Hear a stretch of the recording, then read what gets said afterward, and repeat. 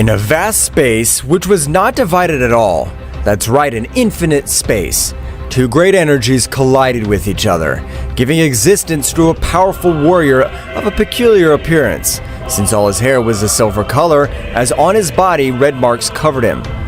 "What is this? Who am I?" The warrior had been in the first existence in all that gigantic outer space, wandering all over the universe for hundreds of years. He had become bored with his monotonous life. "I've lived for hundreds of years, so with 60%, I'll create an existence which is capable of even giving life. And with the remaining 40%, I'll create this protective guardian, who will be the one who guides him all the way." That warrior, with his great, almost infinite power, was able to create the king of the whole, Zeno-sama, being simply a baby. That's right, to the said being need a sufficient amount of energy. "Apparently I'll have to use all my energy reserves to create a warrior to protect him." That entity would form the great priest, the first angel of everything existing, which at the moment was able to be born with an incredible power, being below the Zeno-sama, but was able to reason and communicate. "You'll be named as the High Priest Daishinkan, my firstborn." "Nice to meet you, Father, but why your firstborn? Were you not the creator of the great Zeno-sama?" "I have helped its creation, because as far as I was able to realize, I was the first god in these territories." "Does that mean that there are only other beings outside these territories?" "That's right. I only guided myself in the DNA of those beings, so that I'd also be a king of the whole. But you will be my first son, and the one who will guide Zeno-sama in everything." "It'll be a pleasure for me, Father. I promise not to let you down." "I'm counting on you, Daishinkan." "And what'll happen to you, Father? Where are you planning to go?" "I'm using too much power. To give you the ability of reasoning, I have used all my energy reserves, so I will disappear." Before Daishinkan's able to say anything, the whole body of the god in front of him was enveloped in a great golden light. Daishinkan would take the little Zeno-sama with his great power and knowledge. He was able to create a palace. "This will be known as the Kingdom of the All, and will be the home of the great Zeno-sama." Millions of years had already passed in which Zeno-sama had been able to grow, even being able to erase universes, which he understood that they should not exist. Meanwhile, the golden light was able to enter the body of a small Saiyan, which was bound for planet Earth. That great god had fallen asleep totally in the body of Kakarot, having no divine energy. "Daishinkan, I feel really bored. I want to do something fun." "Tell me, my lord, what do you have in mind?" "I don't know, Daishinkan. Do you mind if we do some races?" All the moment, the god of Universe 7 along with his angel had arrived at the Kingdom of the All. "Father, long time no see. I have news about negative energy warriors in Universe 7. My mother has not allowed me to interfere." "Long time no see, Whis. You know how she is, Mikoshin. She's not all interested in the life of mortals nor of gods, so you can take proper measures for the matter." When he was about to leave, Zeno-sama would get on Beerus, as if he were dealing with a horse. Beerus would say absolutely nothing since it was about the king at all. Daishinkan would give a smile. "God Beerus, I'd ask you in favor to play a moment with the great Zeno-sama, since I have been very bored lately." Beerus, without any option, would play a few moments with the great Zeno-sama. Meanwhile, on planet Earth, Goku was being able to face the powerful Kid Buu. His power in Super Saiyan 3 was incredible, being enough to beat Kid Buu. "That demon's been powerful. For a moment, I thought I wouldn't be able to defeat him." "Kakarot, we have no limits, so even though it's difficult, we'll be able to overcome it." "You're right, Vegeta, but I want to become much more powerful." But inside Goku's body, his true essence was about to awaken. That's right, Goku, without knowing it, had been the first to be created by said explosion. For that very reason, said golden light had waited for his counterpart to form a being again. For that reason, his power in each transformation was much more powerful than normal. After a while, Goku would leave to train within the planet of Kaio-sama. "I've been able to become very powerful, but I'm still not satisfied with my power." Meanwhile, on the planet of Beerus, he had woken up from his great dream, after exterminating several negative energy warriors. "Hey, Whis, if I destroy the planet of the Saiyans as ordered?" "That's right, my Lord Beerus. 99% of all Saiyans have been annihilated." Now I have to look for the opportunity to finish with that damn Frieza. He thinks he's more powerful than me. That will be impossible, Mr. Beerus, since Frieza was defeated by a Saiyan. Beerus would be very surprised asking to meet said Saiyan, so both deities would quickly leave for the planet of the Kai, where Goku was.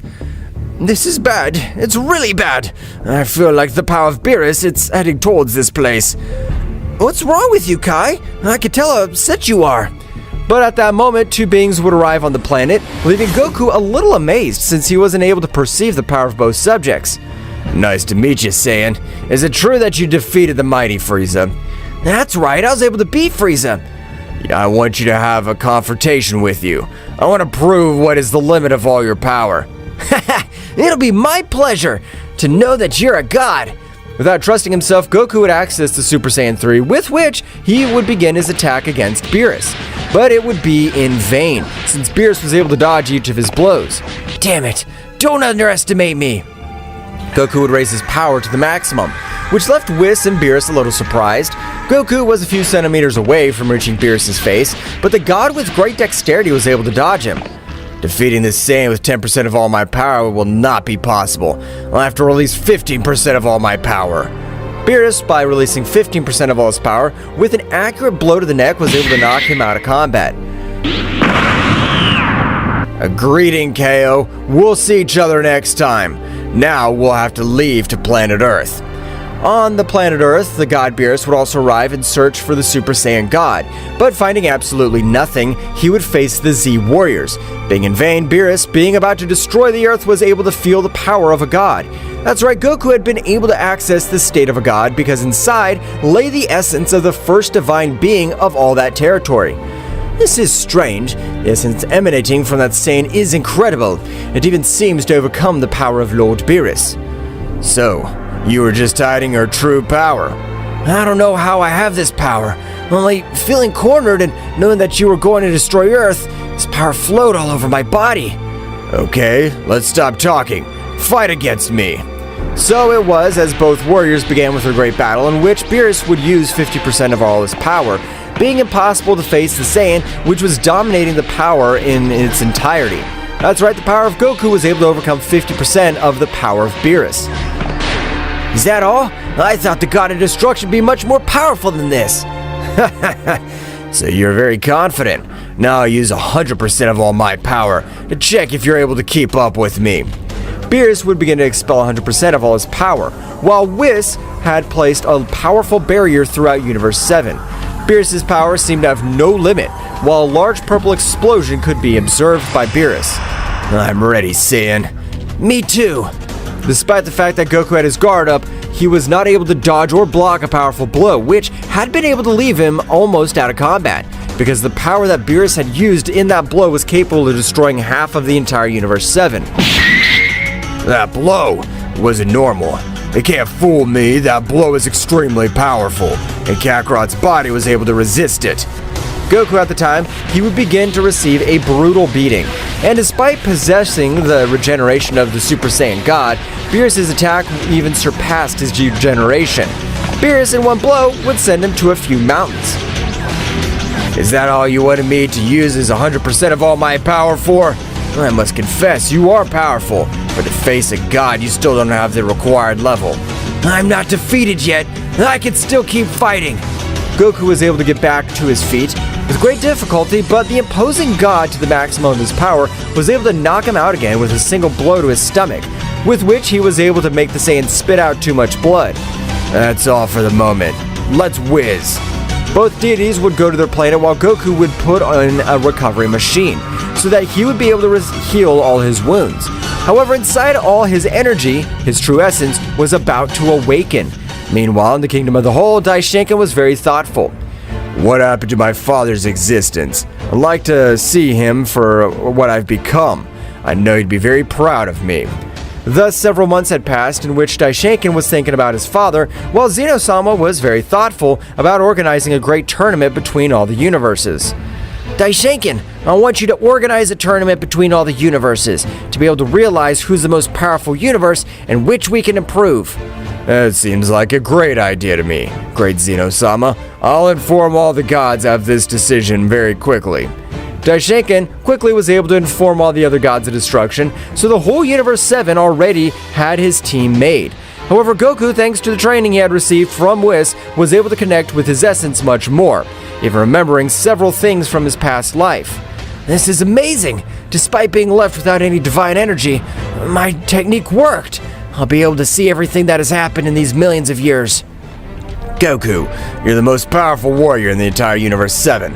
I trust that with your power, we'll be able to win that tournament. Don't worry, Mr. Beerus. I assure you, we'll get that victory.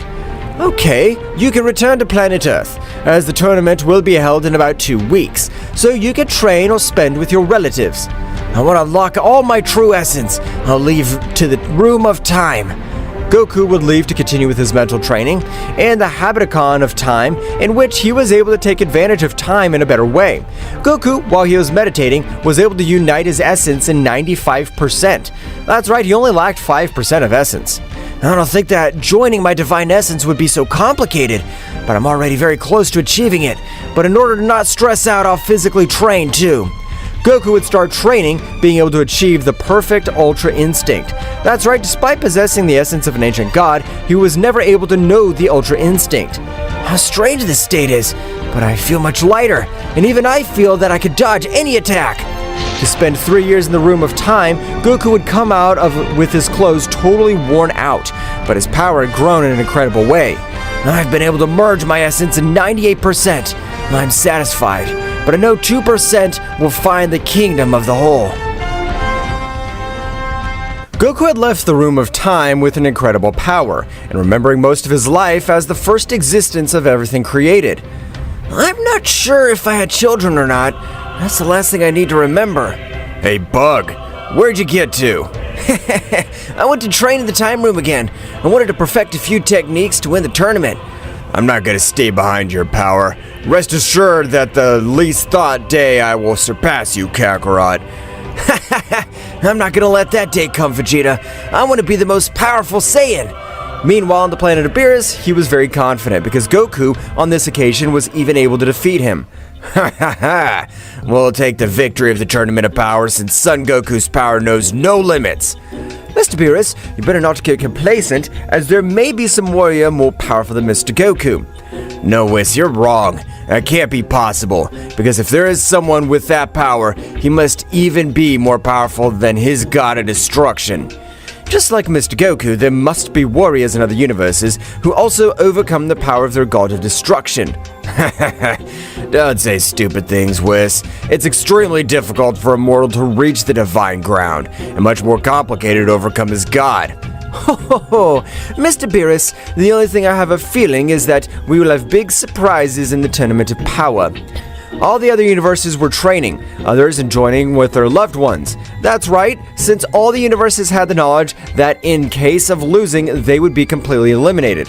Hey, Margarita, doesn't all this make you funny? Finally, Jiren and Toppo will have some fun because since they surpassed me, there's no warrior to face them. That's right, Mr. Belmoud. I have a lot of explanations in this tournament that the great Zeno-sama has organized. Finally, they'll be able to admire the power of the whole Universe 11. So the 30 days of the Tournament of Power deadline has already passed quickly. However, an entity from another multiverse was watching everything that has happened. That's right, the same entity that had given birth to Mikoshin, the mother of all angels. So the king of everything of this small universe is planning to make a tournament. How fun.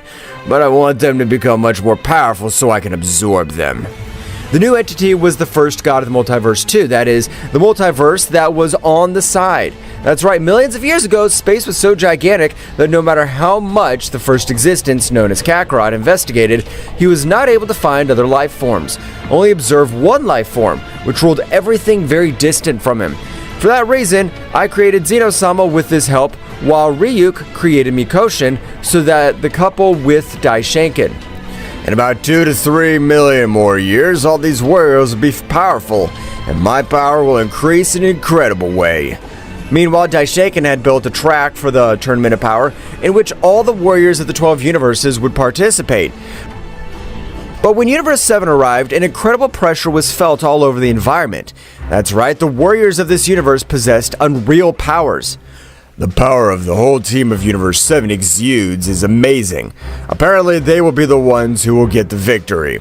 But after a few minutes from the waiting time to end, Universe 11 would appear, making everything around it tremble. The pressure was even much more powerful than the pressure of Universe 7.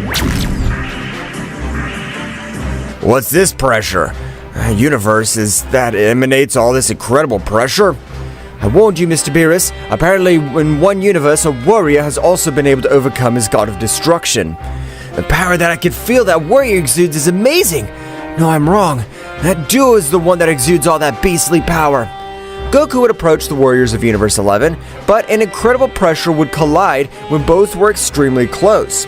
Jiren, with his great speed, would fall down behind Goku. But to everyone's surprise, even for Daishinkan, Goku, with a much higher speed, fell down before Jiren, because when Jiren was about to speak, Goku was on his back. What? Goku's not moving at that speed. What happened to him? That's interesting. You have great speed, but you still lack to be at my level. Damn, are you making fun of me? 1,000 consecutive hits. Hundreds of blows with the simple visual pressure would be launched against Goku. But Goku would quickly activate the Ultra Instinct with which he was able to dodge each of his blows. So the Great Priest would stop that dispute. Goku, by observing him, was able to merge his essence 100%. That's right, observing his firstborn, he had remembered absolutely everything. Daishinkan's been able to rule everything as I've wanted. I'm proud, but I won't reveal it to him that it's me. I'm grateful that all the gods are present. With this tournament, we will be able to know what the level of each universe is. Yeah, this will be a lot of fun. We want to see great battles.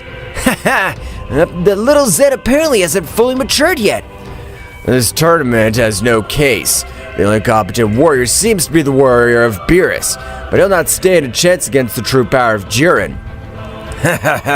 Your warriors won't stand a chance against my warrior. However, Beerus seemed very nervous despite witnessing Goku's power. Beerus, even though Jiren hasn't revealed all his power yet, he's on par with my angel Margarita, so it'll be impossible for your warrior. This'll be impossible for Goku, and although he joins forces with Vegeta, he'll never be able to approach the level of an angel. Mr. Beerus, don't be discouraged, as I feel that something very interesting is about to happen. Daishinkan would start the Tournament of Power, in which all the universes began with a great pitched struggle. Meanwhile, from the shadows, Ryuk was watching everything that happened, but from a portal, Mikoshin, the mother of all angels, would appear next to Daishinkan. Mikoshin, what are you doing here? I thought you didn't care about the level of mortals. I still think the same, but I have nothing better to do and nothing more fun than watching the King of Everything eliminate his loser universes. Damn it. Just now Mikoshin has arrived. Being my creation, I don't want to end it, but a big part of its essence emanates peace. Unlike when he created it, it emanated total destruction. All the warriors were awarding excellent battles. Several universes had already lost all their warriors, but on this occasion, the elimination was at the end of the tournament. The elimination of this universe will be at the end, so that they will be able to have an apprenticeship after this battle. If he tells us that it'll be an apprenticeship, will he eliminate us, or will we be revived? I don't understand anything. After more than half of the time granted, there were only two universes left standing, which were Universe 11 and Universe 7. However, from Universe 11, there were the Double of Justice. That's what they call themselves. While from Universe 7, there was only Goku left in front of both warriors. Goku from Universe 7. If in 1 against 1 you have a hard time, imagine now that we'll be the duo of justice. Hahaha, 2 versus 1? I like those numbers. Finally a match, which will make me feel proud of my victory. We can observe how the warrior of Universe 7, despite being at a numerical disadvantage, is very confident. Toppo would throw himself against him, but Goku with simple movement was able to send him flying. Jiren in the same way, but both warriors began to exchange millions of blows, which even for the gods were very difficult to be able to keep up with them. Whis, are you able to observe them clearly? That's right, Mr. Beerus, but I must clarify that Mr. Goku's speed has increased in an inhuman way. I'm not going to wait millions of years to absorb these warriors. The power he releases is incredible. If I wait millions more years, he'll be a warrior that I can hardly stop. That's right, the first entity of the neighboring multiverse wanted to absorb Goku, not knowing that Goku was the first existence of this multiverse. I don't want you to get in the way, Topo. Your power compared to mine's not capable of doing anything to me, so I'll eliminate you right now. I'm not planning on giving up, so you won't be able to eliminate me that easily, much less when I use all my power. Topo at that moment would begin to emanate all the energy of the destruction of his body, implying that he was a candidate for God of Destruction. Goku was watching as he released all his power. The work that my son and little Zeno-sama has done has been amazing. They kept a great order in all the universes.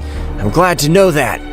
Topo, at the end of raising his power to the maximum, he had adapted a much more robust appearance to that of the God of Destruction, throwing several attacks with destructive energy, but to the surprise of everyone present, the energy would evaporate, making every contact with the aura of the Saiyan.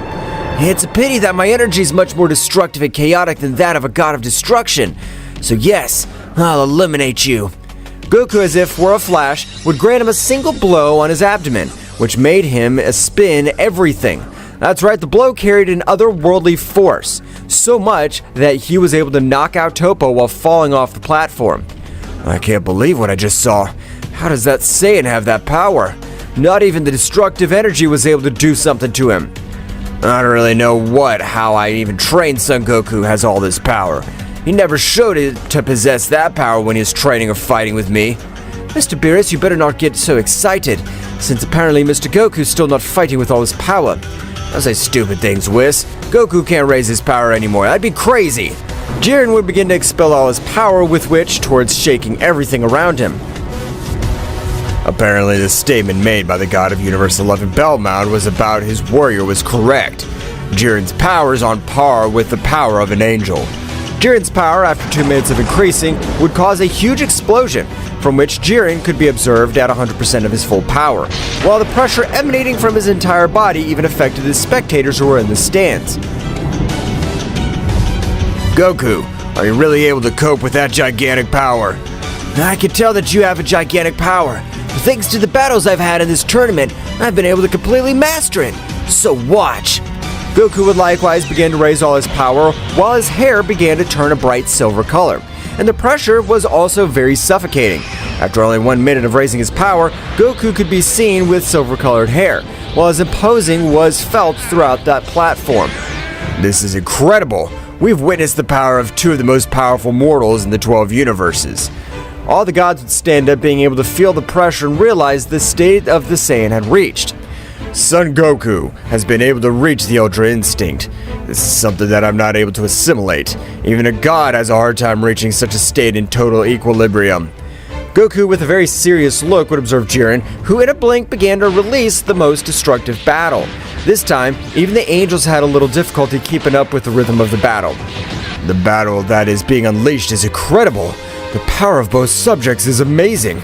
We can't believe that they are not considered as destructive gods. What fun! Super fast and very powerful. The power of these warriors is incredible.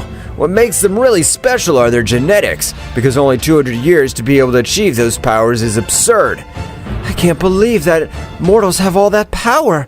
I've completely underestimated them. Goku, while exchanging blows with Jiren, would notice a much more powerful presence that Zeno-sama himself had in his sights, so he would communicate with Jiren telepathically. I know we're enemies, but you have to trust me. Since a warrior is about to attack us, I'll take you off the platform with 1 blow. Don't worry, it's been the greatest of honors to fight an ancient god like you. But how do you know that? No ordinary being is capable of possessing all that power, so do it. Goku, with a great blow, was able to throw Jiren off the platform, while Daishinkan proclaimed Goku as the winner of the tournament.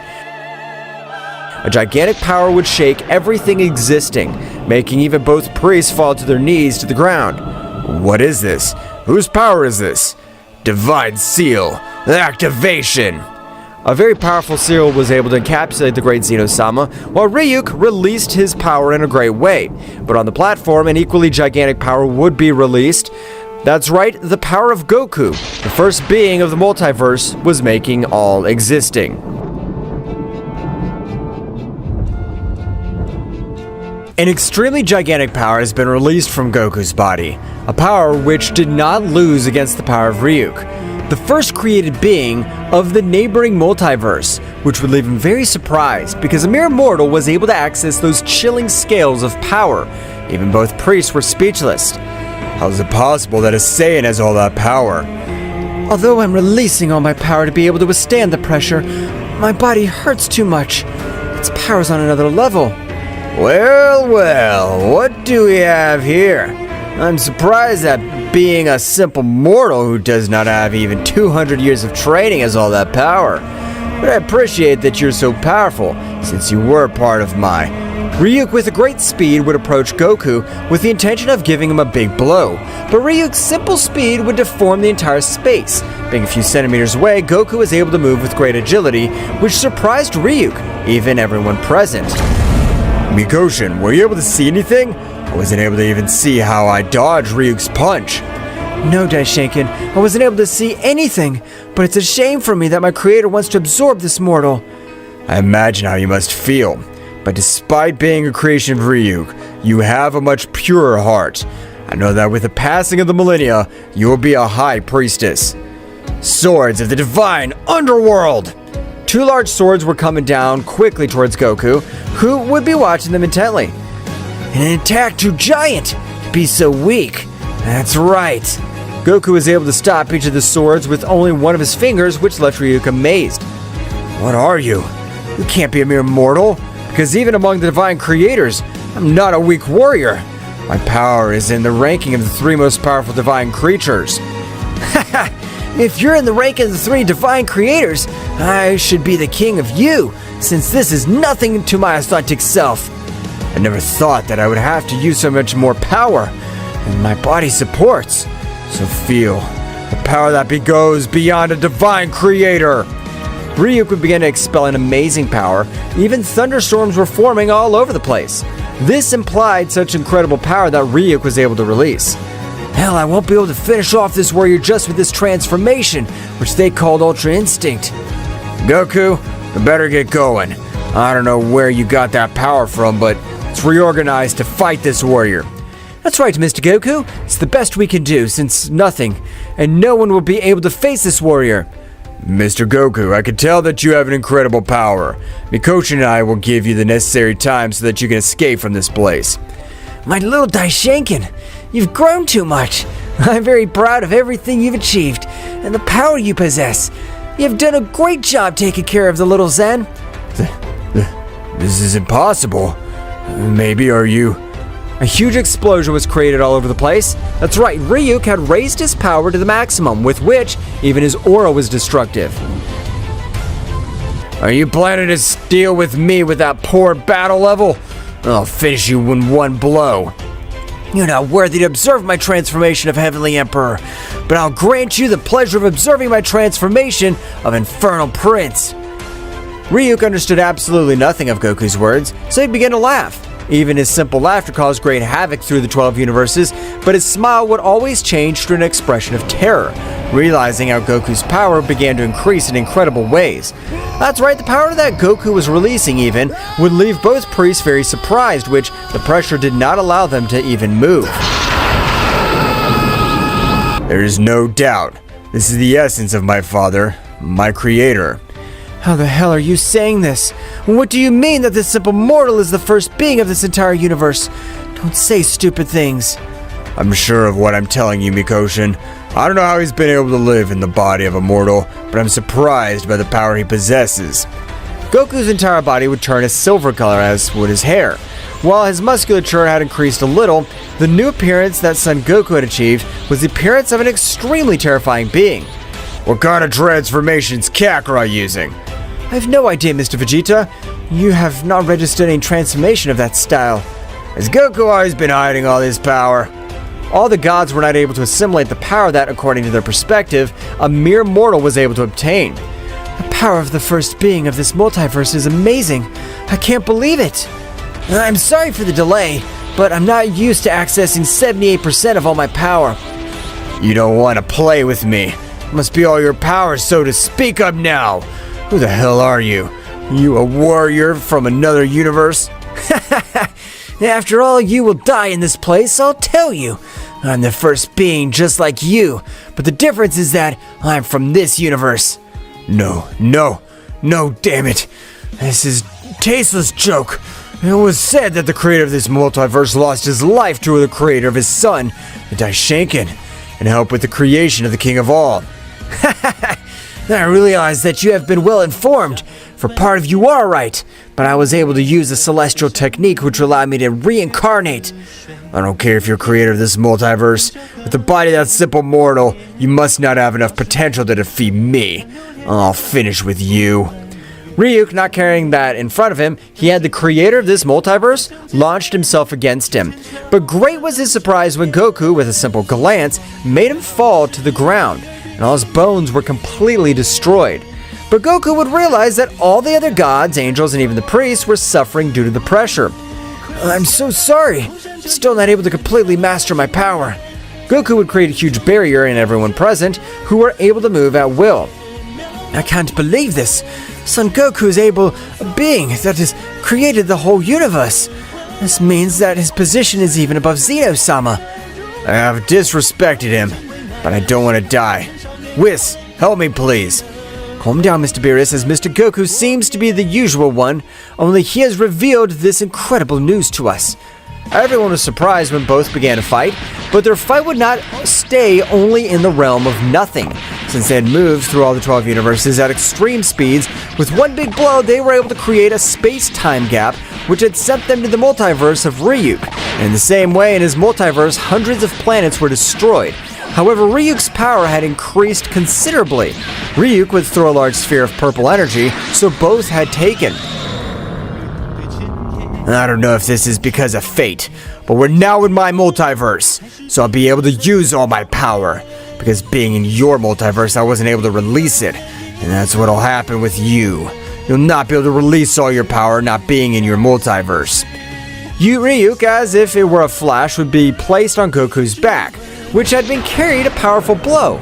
By the time it collided with Goku's body, his bones had completely shattered. Ugh.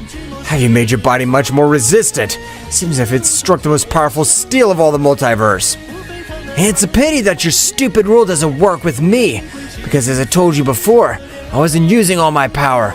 Now I increased it to 90% for that reason, if my body acquired a greater resistance.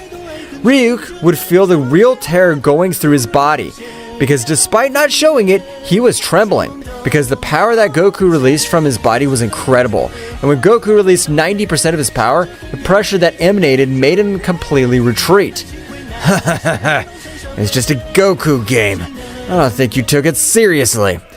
No matter what you say, Ryuk, you're trying to end my life, and that's unforgivable, so better be ready to pay a visit to the king of the underworld. When Ryuk realized that Goku was determined to end his life, he would try to escape with his incredible speed. But throughout the multiverse, the voice of Goku would resonate. Dominion release! Saiyan King world! The entire multiverse of Ryuk would be enveloped with a silver dust, just like Goku's transformation, while Ryuk had fallen to the ground, not being able to move in the slightest. Meanwhile, returning to the tournament platform, all the warriors were not able to get out of the said barrier. What happened to the battle? His powers were so great that he could even travel between multiverses. I don't know, but even if it hurts, I want that warrior to end Ryuk's life. He has never had good intentions, and the best thing he could do for the multiverse is to die. Hey Whis, when will we be able to get out of this barrier? Could it be that Goku was able to defeat that powerful warrior? I don't know, Mr. Beerus. With Mr. Goku being transported from multiverse, it's impossible for me to feel his essence. Going back, we can see how Goku is approaching Ryuk, who this time is not able to do anything, because even his bones were completely shattered. It was a terrible decision to want to absorb the warriors of my multiverse, so now you'll pay for all your sins. Please, I ask you, spare my life. Your wealth, women, power, I can grant you everything I've achieved. Even this multiverse could be yours. It's a pity I'm not interested in this kind of thing. All I want is your head. Goku, with a great speed, was able to hold Ryuk by the head, but due to the power he had exerted, he had torn it from his body. Hell, have I made you suffer enough? Divine Light Resurrection! A golden light was able to bring Ryuk back to life again, which was surprised by the ability possessed by Goku. Are you able to play with life and death? It must be impossible for us. Don't compare your limitations with mine, because I don't have limiters. Goku had tortured Ryuk for dozens of times until he got bored of torturing him. So he decided to throw a large fire dragon which would pulverize him in his entirety, leaving absolutely nothing. Several beings who observed a few flashes of battle were surprised. A powerful creator, Ryuk of our multiverse, is dead, who had the necessary power to end his life. Goku was able to open a power with which he would return to his multiverse, specifically to the tournament platform, so the barrier he had placed would disappear. Daishinkan, a little incredulous, would approach Goku. Are you really my father? You're not playing with me. Do you think a mortal would have the knowledge about the other multiverses? And even that race of the little Zeno is the one that governs this entire omniverse. Are there any warriors more powerful than the creator of this multiverse? Can't take in all this information. Father, it's a pleasure for me to see you again. I hope I have fulfilled all your expectations, and above all, not to have let you down.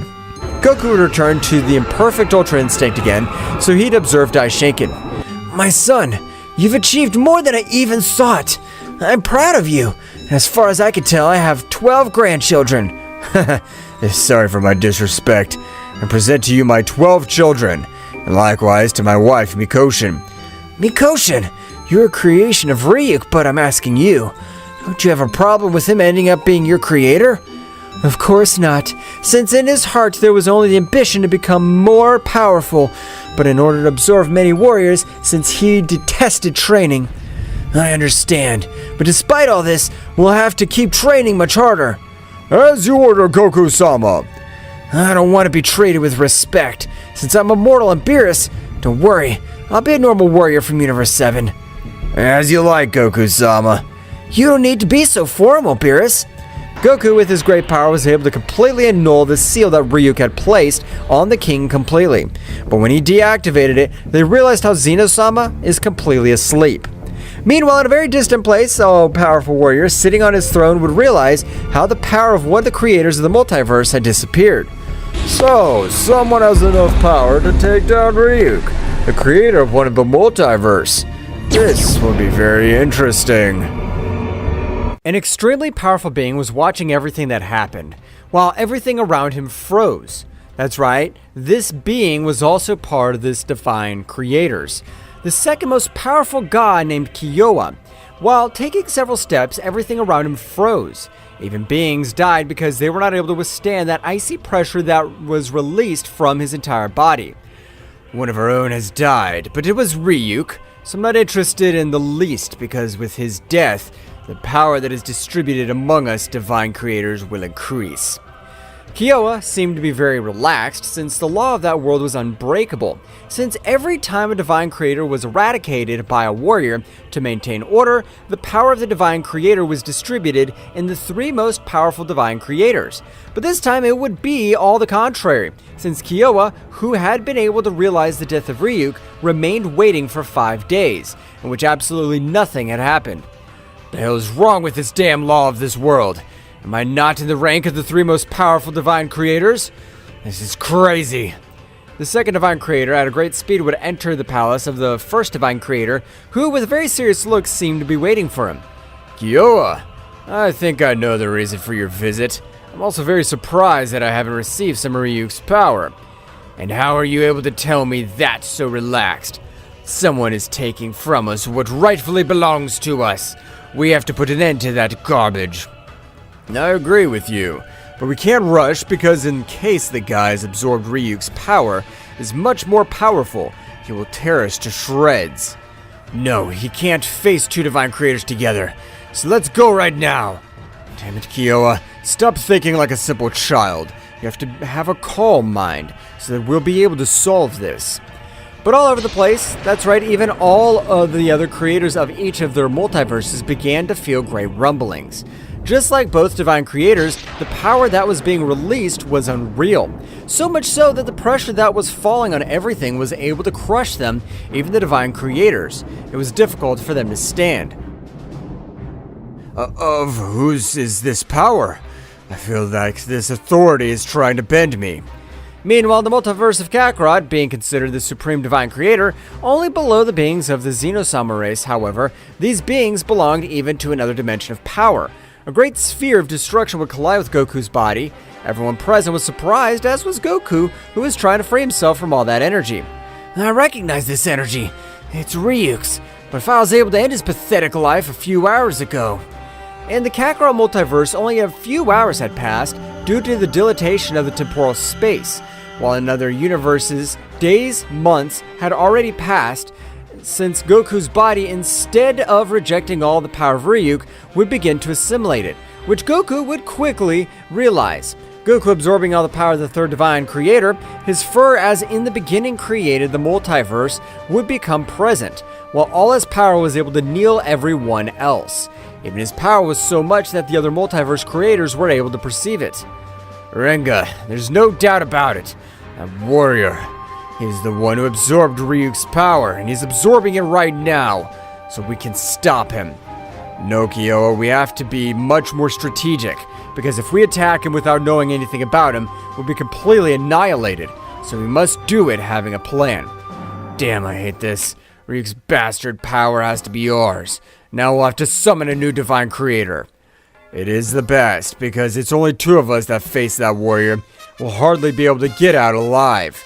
Is that the most powerful divine creator terrified? These words would infuriate Renga, the first divine creator. So in a quick movement, he was able to hold it with his hand, throwing it against the ground all over the place, which had caused great destruction. Furious, Kyoa would try to let go of Renga's grip, but the difference in powers was abysmal, because despite using all his power, he was not able to move it even a single centimeter. Renga, a little furious, would increase the power of his grip a little, while from his hand a great energy attack would be executed, which was able to create a great chaos all over the territory, while Kyoa would appear from a large fragment with ice with several wounds all over his body. Damn, I swear I'll eradicate you. Trio of icy wraths! Three giant shadows, but with a great power of ice, would be formed, so they rushed against Renga. But to Kyo's surprise, Renga, with several movements, was able to finish with his technique, which had left him very surprised by the power that Renga had showed him. Damn it, we've never fought each other, but now I understand why he proclaims himself as the most powerful divine creator among us. Let's hope that this small demonstration of my powers may become clear to you. What is the limit of my power?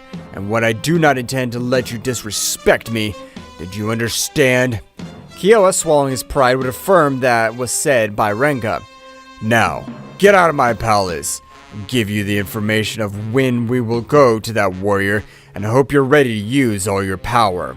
Renga would leave again towards his multiverse, but in the course, he would be dragged into the atmosphere of a planet, being completely subdued. That's right, since the power of Goku was able to even break the angelic barriers, while Daishinkan, along with all the other divine beings, had placed, Goku's power continued to increase in an unreal way. Until at a certain point, a big explosion would be created, being able to observe the original form of Kakarot, the creator of the multiverse, which Daishinkan would remember with nostalgia when he was created. Now there's no doubt, Father. It's really you. Daishinkan would say to himself, while he was completely on the ground due to the great pressure that released his father's body. But these were not the only ones, since the previously placed barriers, his power had decreased greatly. But when Goku broke them with his power this time, the pressure that came off was incredible. So much that he was able to bend Kyoa, who was even very badly injured by the battle against Renga. Damn, right now that guy releases all his power. I'm not able to move. Even what Renga said seems to be true, since despite being two divine creators, it seems we have no chance against that being. Renga, which was standing, but a great pressure was falling all over his body, would say to himself, I don't know who the hell you are, but rest assured that I'll absorb all your power. With the power you possess, it'll not be difficult for me to access the Zen clan dimension. That's right, the Being clan was capable of possessing the supreme power. Since the legend of the Zen clan, it was said that they were even capable of possessing the power of omnipresence, just like omnipotence, and a few warriors qualified for combat were capable of possessing omniscience, which put him far above all his race. The power of the Zen clan should not be only theirs. I want to rule everything that exists, and I want to get that power. Renga would leave while everything around him was destroyed, since his pressure was activated to be able to withstand Goku's pressure. Returning to the Kakarot multiverse, Goku would quickly return to his base state, but this time all the power that was able to be released was incredible. So much so that even in his base state, the power he radiated was able to face Ryuk in his first. Wow, this is amazing! Apparently among all the creators, they've created a rule, which when a creator of any multiverse dies, the power is divided into the most powerful. I understand, but since Ryuk's essence is still in this universe, his power is greater than that of the other creators. He is able to absorb all that power for you, Father. That's the most coherent, since I don't have any other hypotheses. But what if Ryuk said is true? There are two beings more powerful than him. We have to be ready, since I'm sure they'll try to take away our entire multiverse. Ha ha ha! I'm not interested if you're the first Saiyan or the first creator of this multiverse. I'm not gonna stay behind your power, damn insect. Damn Vegeta, if you head back like this towards the creator of this whole multiverse, I'll personally take care of annihilating you. Goku would stretch out one of his hands. That's what I've always wanted, Vegeta, to have a worthy rival. I know that you'll be able to manage to give me the great battle I deserve. Kakarot, rest assured I'll be able to give you the battle you want. Father, I have so many things to tell you as well as so many things I have to learn. So if you wish to stay in the Kingdom of the All for a few days. Okay, Daishinkan, let me release all the potential of my son Gohan, because he'd be your half-brother and like you, he has incredible potential. Goku would approach his son, placing his hand on his chest, which he was able to break hundreds of seals, which possessed his body due to the power of the creator of the multiverse. But to eliminate them himself was no problem. At that moment, Gohan's power would begin to overflow because each of his seals had been destroyed. Gohan's body had even evolved. That's right, Gohan was able to access Beast Mode, but the power he gave off was amazing even for angels, who began talking to each other.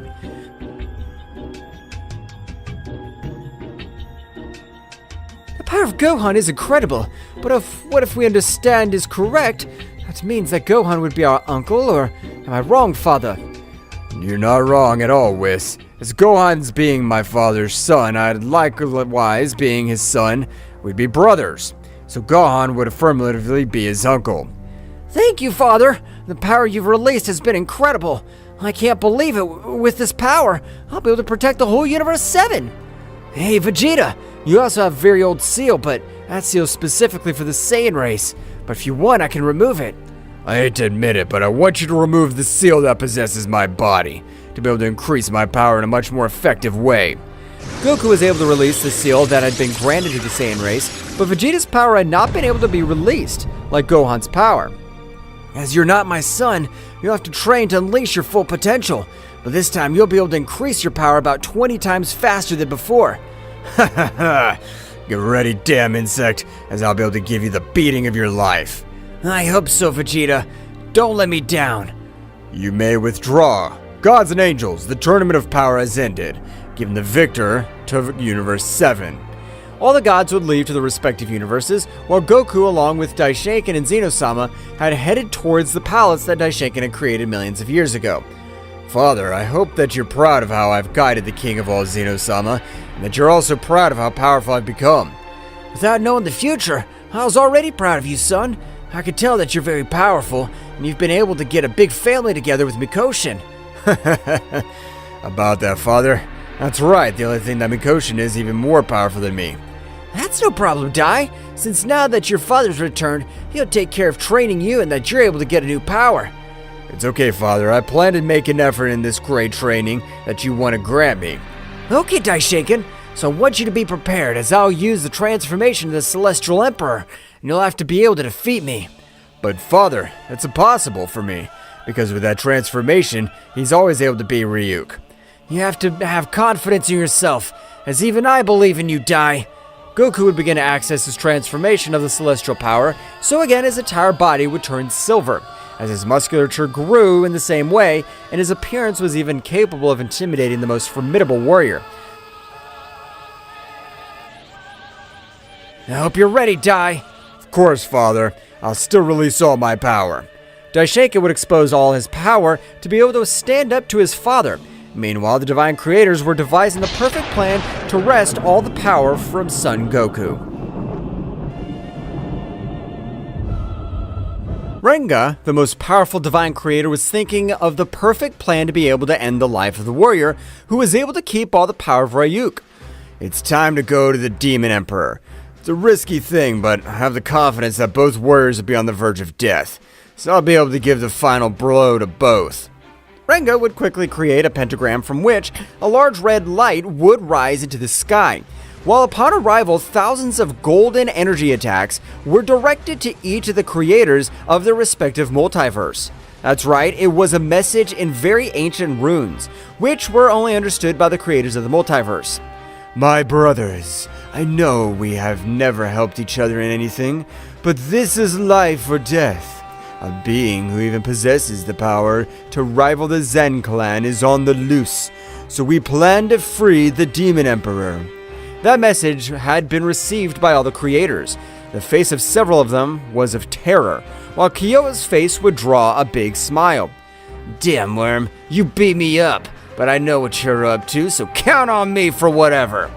Meanwhile, returning to the Kakarot multiverse, he was training along with his son Daishinkan, who was having a training partner. As the creator of the multiverse, his progress was abysmal. So at that time, Daishinkan's power was able to rise in incredible ways unlike the other years.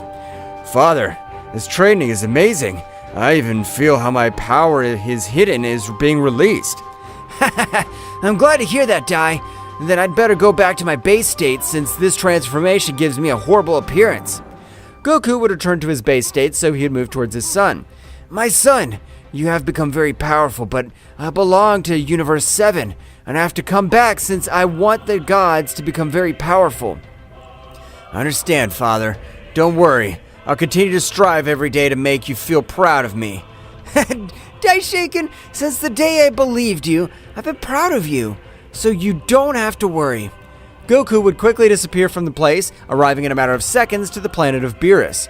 The instant he arrived, he would observe how Vegeta was training with Beerus, so the god of destruction would throw him a large sphere of mass destruction, which was even capable of disintegrating any other warrior. But Vegeta, with his new unlocked power, was able to absorb all that large sphere, so at the moment Vegeta's body was undergoing a transformation, while his aura became much more aggressive, just as his hair began to turn a purple color, just like his aura.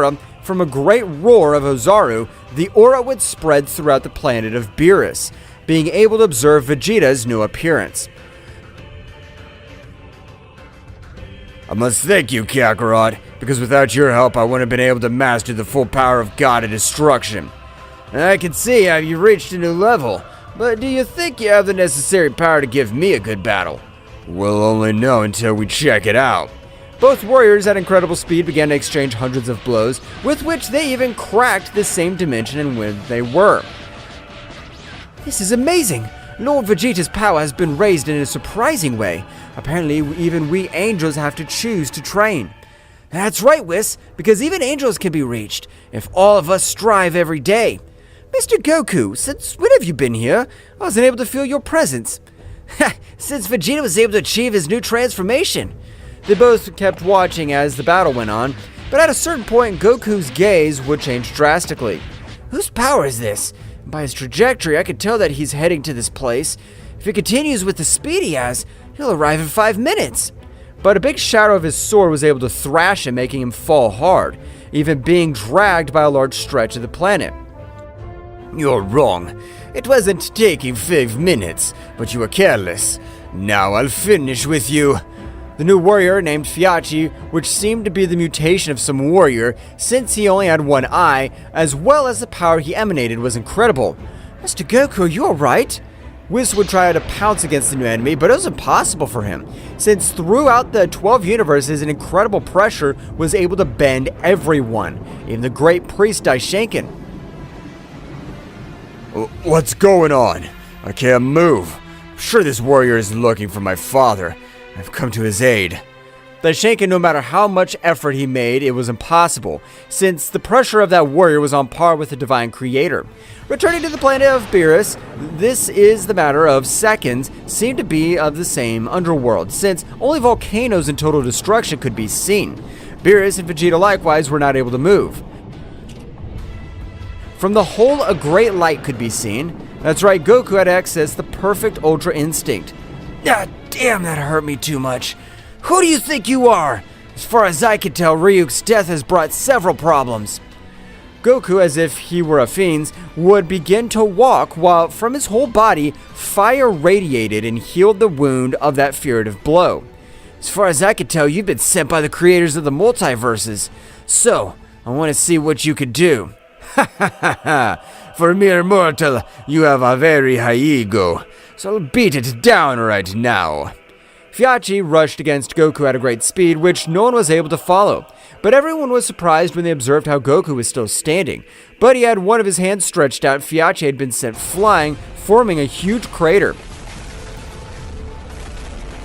What did you think of just one of my punches? Despite only being able to use the Ultra Instinct, I've been able to bear a greater power of burden. Knowing Fyachi would increase his power to the limit, while each of the creators of the multiverses were watching everything that happened. This is amazing. That guy is able to blow up Fyachi in one swoop. What the hell is that guy? Renga was the only one who could watch everything that happened, since he was very thoughtful. The power of that warrior is incredible. He's able to send one of the 4 demon aristocrats to fly, since the other creators refused to summon the Demon Emperor because it would have been a double-edged sword. Flashback. So we have to summon the Demon Emperor, since the warrior's power seems to be on par with Zen Clan. We can't allow his evolution. But how do you want to summon the Demon Emperor? We have to use a lot of our resources and power to be able to summon him. We are correct, but I'm sure that with the fall of the warrior, we'll be able to obtain much more. I refuse, since we can send one of the 4 demon aristocrats first, and if he really is able to beat him, we'll go to the Demon Emperor.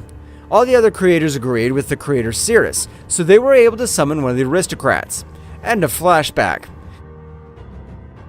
The aristocrat, who had been summoned despite possessing immense power, did not seem to be enough to face Goku, who, in each exchange of blows, seemed to be taking more and more advantage against the warrior. Damn it, I can't allow this warrior make fun of me.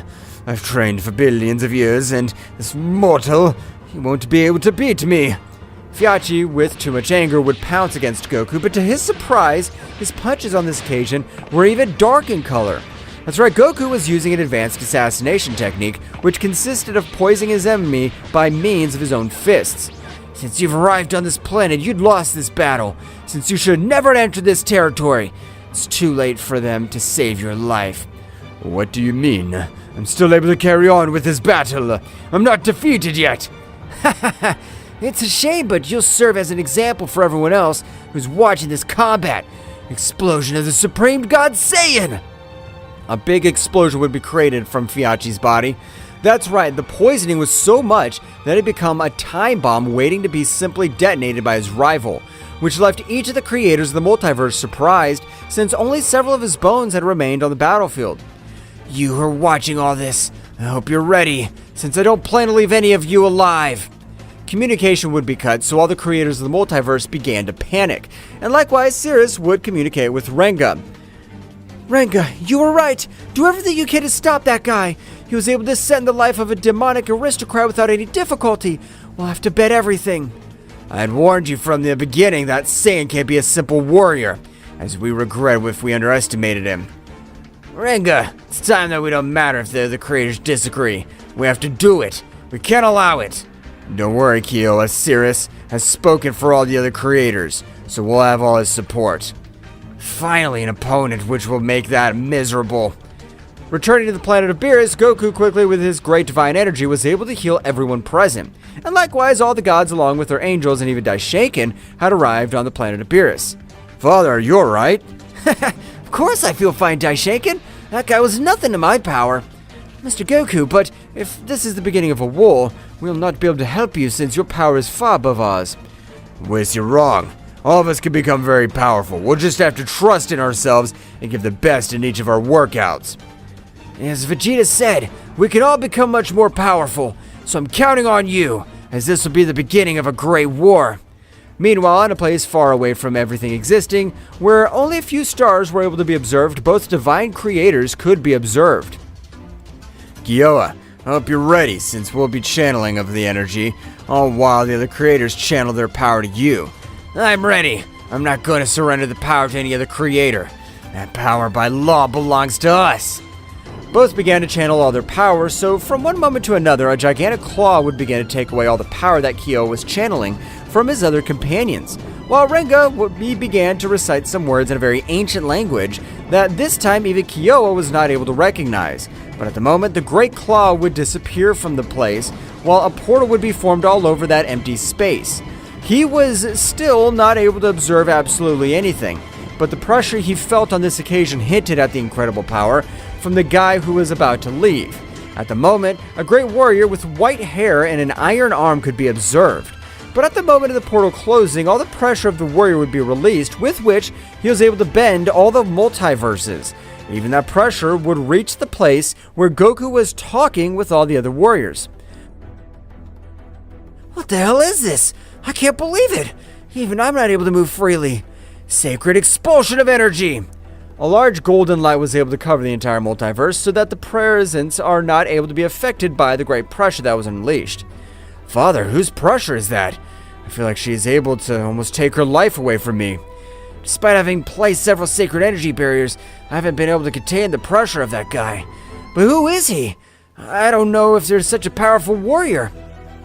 So long time without breathing this warm air. So you simple multiversal creators were the ones who set me free. That's right, Before Kyowa could finish what he was about to say, he would be held very tightly by the neck and crushed against the surface of a planet. Kyowa had been left on the verge of death. I have not given you permission to speak. Be thankful that I haven't ended your life. I need to release my power as it's been compressed for a long time. The Demon Emperor had returned, and with this, an amazing power was able to make all the creator multiverses shudder, and even causing various havoc all over the place. That mythical warrior had returned again. After millions of years, a warrior which was even much older than the being that we know as Kakarot, the first being of the multiverse, since this powerful warrior, originally called the Exterminator, was a powerful warrior who faced the race of Zeno-sama. That's right, he turned out to be so powerful that he was even able to defeat several of the mythical race. So all the warriors united their powers, being able to seal that powerful warrior. Finally, we have been able to seal that damn monster. And that seal, he'll never be able to get out. So we can rest easy. But after millions of years, the gods of the other multiverses were able to bring him back to life. But Kyowa was already on the verge of death, so Renga, being the most powerful god of all, would expel all his power, with the intention of helping his colleague. But it was impossible for him because despite having released all that beastly power, for the Exterminator, it was not a surprising power. Ha ha ha ha! What is it that you intend? If you both want to die in this same place, you can let me know, and I'll exterminate you. But I was giving him a lesson, so he doesn't move that stupid tongue without my permission. I feel like we've made a serious mistake, as this fucking bastard is capable of finishing us off at any moment. Don't worry. By their expressions, they'll think I ended their lives. No, I won't, as long as they follow all of my orders. But since who I have to finish first. The Exterminator at a flashing speed would begin to move through each multiverse, regardless of the destruction it left behind. Goku was able to notice how an extremely powerful warrior was approaching his multiverse. Daishinkan, and everyone else, I want you to leave to the farthest place in all the 12 universes. No matter what happens, leave! But Father, we can help you, please. Let us be of help. Goku, without paying attention, would begin to access one of his most powerful transformations, of which the entire multiverse would likewise begin to shudder, due to the large amount of energy that was released. But Goku tried to keep all the universes without any danger. So at the moment, he was able to channel in the same way a great barrier in all the universes. Goku, with his great power, was able to observe as a fist of a super speed was heading towards his face. But it was useless trying to dodge it, since in a matter of milliseconds, Goku was completely nailed to a planet, which would be destroyed by the incredible power of the blow. Goku would stand up and vomited large amounts of blood. That hurt me too much. Who are you? I never knew about your existence, so tell me, how'd you manage to possess all that power? You have so many questions, but I was a being that even appeared long before you. A being that was able to cope to the useless of Zeno's race. This is amazing. In that case, I'll have to use all my power, but it's the thing that I want the least, since I'm not able to control it completely. The exterminator, no matter that Goku looked thoughtful, had launched himself against him, being able to grant him millions of blows, which, despite Goku possessing great resistance, was not able to withstand all the blows of the exterminator. Meanwhile, the multiversal kings, like the Divine Kingdom, were watching everything, very attentive since on this occasion they were able to do absolutely nothing. I hope that both are on the verge of death, because if one of the two survives, our end will be inevitable. Why do you say that, mate? If we finish with the miserable being who claims to be one of the ancient gods, we'll have won. I agree that we'll win against that powerful warrior, but we'll lose our lives. For this cursed one that we have summoned, since his power's on another level, and if we refuse in one of his requests, we'll die. The exchange of blows was clear, since Goku seemed to be a simple punching bag because he wasn't able to defend himself at all. So he had fallen to the ground once again, but each of his bones were completely destroyed. Damn it! I'll have to use all my power. Sorry, universe. I promise to bring them to life when this is all over. Goku's power would begin to rise to the maximum, so the exterminator, instead of attacking him, would start staring at him. I want you to increase all your power because I want to end your miserable life, when you're giving everything of yourself and that your gaze changes to despair. Goku would continue with his great increase in energy, so after several minutes, a large Ozaru could be observed for each of the multiverses. While the pressure that fell on everyone present was evident, but the exterminator, by releasing his pressure a little more, was able to disintegrate the pressure of Goku. Despite having a huge increase in your power, you won't be able to do anything against me, so I better be prepared to go to the afterlife. Goku, at the end of his great transformation, an opposing warrior with silver hair could be observed, which without wasting time was able to grant him a powerful blow in the face of his enemy. But he was only able to turn it, which left him surprised. It can't be happening. It's a nightmare. No one can possess that resistance. You're not a living being nor a god. What is it that you are? That's what I wonder, but I'll show you how a blow is given. The exterminator, holding one of Goku's hands, was able to give him a blow in the stomach. Goku felt how even his life was taken away, since the power of that blow was another level that no being was able to withstand. Ha ha ha ha! Well, I'm surprised you were able to withstand that blow, since that blow possessed the power to even wipe out a multiverse in its entirety. Daishinkan was furious, trying to leave to the place, but he would be stopped by another one of his children. However, in front of all the warriors, a being similar to Zeno-sama would appear. Zeno-sama, you possess a power required to stand up to that warrior. Our race is a race of prodigies. We trust in you. I'm only able to exterminate warriors who are much weaker than me, and that's not the case. Zeno-sama, of course you can, but apparently you haven't been able to understand me. I want you to merge with that warrior so that forming a single subject they'll be able to defeat him. My friend and I merge to bring peace to the 12 universes. It seems very good to me, and of course we will. In that case, angels and gods, the great Zeno-sama and my father will need time, so we will grant him the time they require. Of course, Daishinkan-sama. It's all for our universes. All the warriors quickly head to the battlefield, in which, despite all his power, Goku was being completely humiliated. So everyone else stood in front of that powerful warrior, but fell to their knees before his simple pressure. I don't want scumbags like you guys to come in my way. Zeno-sama would approach Goku, being able to heal several of his wounds. Thank you for creating me, but I already know what I should do, and we will do it together. Zeno-sama would begin to unite with Goku, while the exterminator was humiliating all the warriors of the divine world. Meanwhile, with both multiversal gods, they were watching absolutely everything that happened. This battle has been ours, but we have to come up with a plan to be able to reseal it, as otherwise they'll finish us off. I beg to differ, but we don't have that required power to be able to do such a feat. Yes, we should ally with the beings of that race, so we'll be able to completely reseal it. But they were taken out of their conversation at the moment, that both at the time were dragged to the ground due to the powerful pressure, which was even capable of breaking the bones of both multiversal gods. expelling large amounts of blood all over the place. Renga would try to stand up, but it was impossible for him. What the hell? Whose pressure is this? I feel like my whole body hurts and weighs too much. Both kings were terrified to witness as the power of the first being of that multiverse was radiating a power that was capable of erasing everything in its path. That's right, the power of Son Goku on this occasion was incredible, so much that he'd reached a new evolution in which even his clothes would change to the clothing of beings of the Zen race. So the Exterminator was a little surprised because in front of him was his enemy race. I don't know how you're able to get all that power, but I swear I'll end your miserable life this very instant. The Exterminator launched against Goku, but a powerful rumble was felt on a planet, so everyone could not believe what they were coming. That's right, the Exterminator had been sent flying with a force that couldn't be described. Your end has come, and I already know who's behind all this, so don't worry, because by ending your life, I'll end the lives of those bastards. Both kings, when they heard Goku's words, panicked, but they weren't able to move a single centimeter. I'm not interested in being the slave of that bastard, but I don't want to die. I want him to end the existence of that miserable.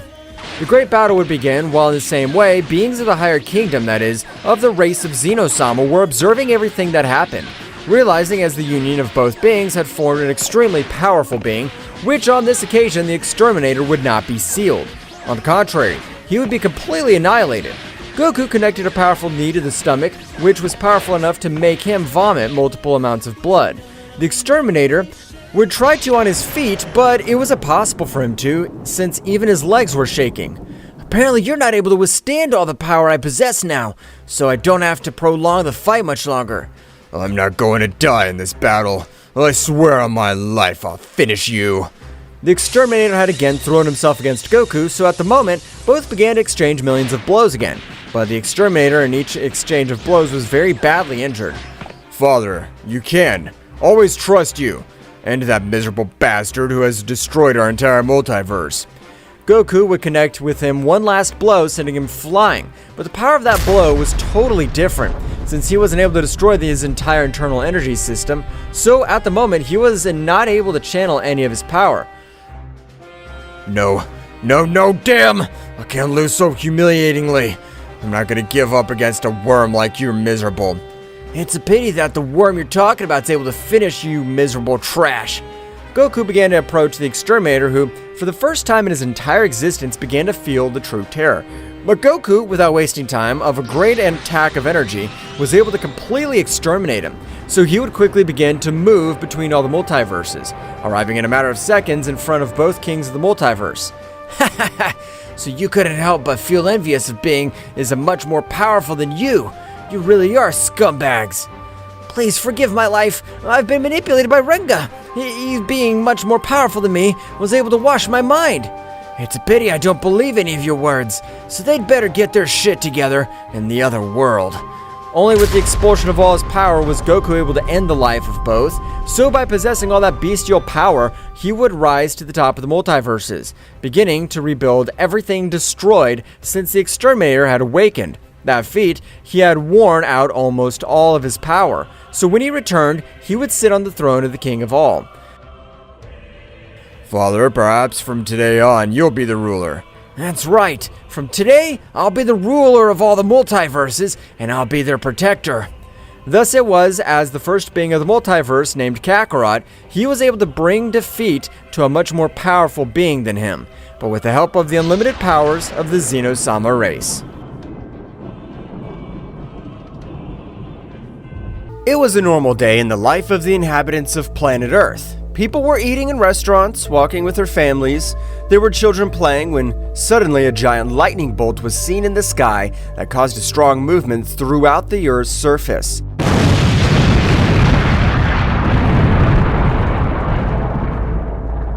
Buildings collapsed. People could not stand up. Windows exploded. All this resulted in car accidents and injuries. At the moment, a child was going to be pierced by a giant glass that fell from a building. Very close by, we see how a being that we cannot distinguish who it is flies through the skies at great speed, rescuing people who were in danger due to the strong movement.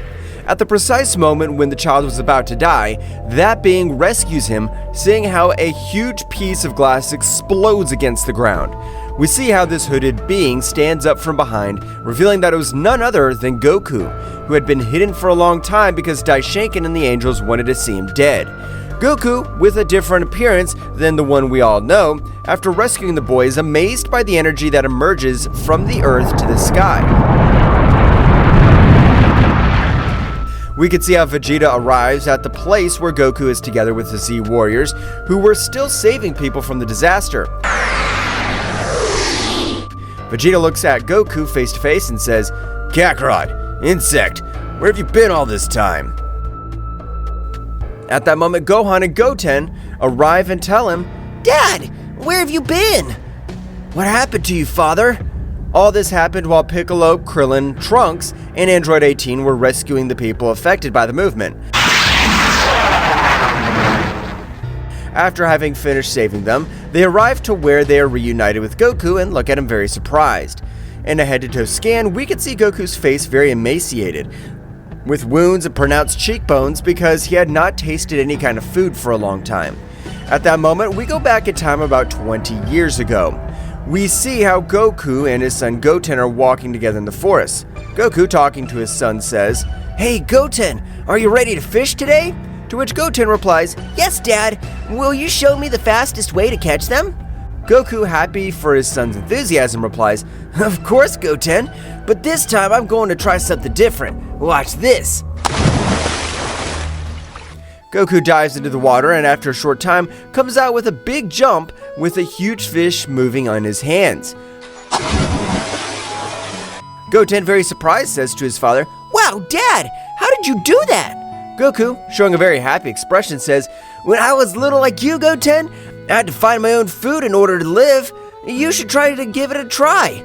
Goten, very excited, says to his father, I'll try. And so Goten dives into the water to the joyful sight of his father, to which, on the first attempt, Goten fails to catch any fish. Seeing Goten's sad face, Goku encourages his son, saying, Don't worry, Goten. It's a matter of practice and patience. The key is to be quick and not scare the fish. So Goten dives in again, but this time it takes a long time to come out. When suddenly Goku feels a very powerful ki very close to where he was. Because of this, Goku worried about his son's dives in search of him. Once in the water, he sees Goten fainted and next to him a very strange artifact. Goku, worried about the state in which he found his son, swims to rescue him. At the moment, he was about to lift his son in his arms, ready to go to the surface, the strange artifact begins to emit a very sharp sound that only Goku hears. Wu, with a face of confusion and pain, tries to lift his son, but suddenly the artifact comes off the ground and permeates his chest. Once on his chest, the artifact stops emitting that strange sound and Goku stops feeling the ki of a moment ago. Goku does not take importance to what had happened to him and worried about his son. He lifts him up to get him out of the water. Once outside, Goku puts his son on the ground to revive him, but suddenly an unknown being appeared to him. This being had a greenish coat, blue hair with black tips, and it was a very strange appearance. But it did not seem to be something real. It looked like an illusion. Goku, upon realizing this being, became alert and put his son in good protection. After that, addressing the being, he asks him, "Who are you? What do you want here?" This being, without uttering a word, rushes at high speed towards Goku, who in an act of reflex manages to dodge the first blow. But the speed of the stranger exceeds him by far. Because of that, after dodging the first blow, the unknown being lunges with a kick to the head, which Goku barely manages to block, leaving his stomach exposed, where he takes the opportunity to impact a direct punch, automatically leaving Goku out of air, and thus returns to lunge with a blow to the nape of the neck. Goku, when he was about to lose consciousness, hears a voice in the distance that says, "Apparently this is my best guest that could touch me," saying this in a sarcastic way. "I hope my colleagues are in good condition." After hearing these words, Goku faints. A few minutes after the fleeting confrontation, Goku regains consciousness and realizing that the unknown being was no longer in the place, he looks for Goten, and when he finds him, he begins to unexpectedly and repeatedly call his name to make him react. Seeing that calling him had no effect, he feels his breathing and notices that he was almost not breathing. He creates an energy sphere in his hand and places it on Goten's chest. Once Goten revives the energy from his father, he reacts and spurts water from his mouth. Goten, with a puzzled expression, asks his father what had happened, to which Goku says, "I have the same question for you. What happened?" Goten tells him that at the precise moment he was about to capture the fish, he felt attracted to the artifact, which also tried to impregnate in his chest. At the time, Goten felt a strong source of energy that ran through every part of his body, which was very difficult to control, and felt how that strange energy weakened him until he lost consciousness and fainted. Goku had his thoughts, and that he also felt the same strange and very powerful energy running through his body, and worried about his son, asked him if he still felt that energy inside him. Goku calmly and a little puzzled told him no, that he only felt that when the artifact was trying to permeate him. While this was happening on Earth, Whis and Beerus went to the Kingdom of Everything to talk to Daishinkan, since they had noticed him very tense and worried. Once they were already in the Kingdom of Everything, Daishinkan appears with a very serious expression, while Whis and Beerus bow to him to show respect. Daishinkan, relieved to see that Whis and Beerus were with him, tells them something very strange and dangerous is about to happen. Whis, with a puzzled expression, asks, "What is it, father? We'd noticed a certain tension in the air as we reached the realm of the whole." Beerus, yawning without realizing the seriousness of the fright, says to him, "Trouble again? What could be so dangerous to make Daishinkan so worried?" "Serious? And worried, the High Priest?" To which Daishinkan replies, "Yes, I'm afraid so. A powerful entity has resurfaced, once we have not faced in a long time." Whis, with a very serious expression, says to him, "An unknown entity? Could it be one of the beings we left sealed away long ago?" "It is possible, Whis. Its energies are as dark as they are disconcerting. I cannot identify the source with certainty, but its power is overwhelming." Beerus, frowning, says, "Why should I worry about it? If it's that strong, I'll go and destroy it." Daishinkan, with a very serious expression, explains, "It's not that simple, Lord Beerus. This entity seems to have the ability to change even the most ancient gods. We cannot underestimate it." Whis thoughtfully asks his father, "How do you suggest we deal with this situation, father?" "We need to gather information before we act rashly. Whis, Beerus, I trust you with the task of investigating. Find out all you can about this entity and any weaknesses it may have." Beerus, smiling confidently, exclaimed, "Good, good. A little action won't hurt." Nodding, Whis replies, "We will be on our way, Daishinkan, but be aware that if this entity threatens our universe, we will not hesitate to take drastic measures." "I understand, Whis. May wisdom guide your actions, and may you return with the information we need." After that conversation, Whis and Beerus depart for the hitherto unknown destination, while Daishinkan watches with concern, aware of the gravity of the situation looming in the realm of everything. As they were on their way back to Earth to ask for Goku and Vegeta's help, Whis recalls that when they were on their way to the realm of everything, he sensed a very strong and dangerous ki on planet Earth. Halfway through his quest in the universe, he stops and, confused, Beerus says to Whis, "What's wrong? Why are you stopping?" Whis, very serene, says to Beerus, "Oh, my dear Lord Beerus, it turns out on our way to the realm of everything, I detected a rather intriguing presence." Yawning, Beerus asks, "A mysterious entity? We didn't need to get any of what Daishinkan told us." Whis, with a nervous smile, replies, "Don't worry, Mr. Beerus. This time it doesn't seem to be a direct threat. I just felt a fleeting flash of power, something that crossed our path." Beerus frowns at Whis. "And you didn't give it any importance? Isn't that what Daishinkan was talking about?" "Well, the truth is, I didn't consider it an immediate threat. It was like a flash of power energy, but it disappeared as quickly as it came. It didn't seem to have any hostile intentions." Beerus, thinking about the situation, asks, "So what shall we do then? Does Daishinkan want us to investigate something like this?" "Yes, but I think the best option is to go ahead with our main mission, to find out what the entity has surfaced. The fleeting presence may be a mere detail compared to what awaits us." So Whis and Beerus went on their way through the universe, looking for the entity Daishinkan mentioned without giving so much importance to what happened on Earth. Back on Earth, the precise moment Goku rescued his son Goten, Goku, confused by what had happened to his son and the strange artifact that had impregnated in his chest, told Goten, "Let's go home immediately." As they flew on their way home, Goku tries to sense Vegeta's ki so he could teleport with him, as soon as he left his son with his mother Chi-Chi. At that moment, we see how Vegeta was already gathered by the Z Warriors, Krillin, Android 18, Piccolo, Daishinkan, Chaos, Gohan, Future Trunks, and Master Roshi, who were talking about the strong and dark energy they had felt. Goku and Goten arrive home, and his mother, worried because they had taken a long time to return, runs to Goten and says, "Goten, son, are you alright?" To which Goten replies, "Don't worry, Mom, we're fine." Chi-Chi raises her head to Goku and notices that he's very serious. She lowers her gaze a little and notices the strange artifact he had on his chest. Chi-Chi asks him, "Goku, what's that you have there? Are you alright?" Goku immediately changes his expression with a fake smile reply. "Oh, don't worry. It's nothing important." Chi-Chi in a very insistent way, "Goku, don't fool me. What happened?" "This thing I have on my chest. This very strange artifact I have on my chest. Well, it's a strange artifact, but I'm fine, really. I'm going to find out what it is and we'll get on with our lives." Chi-Chi, worried about Goku, hugs him and says, "Promise me you'll come back, Goku." To which Goku, with a smile, answers her yes.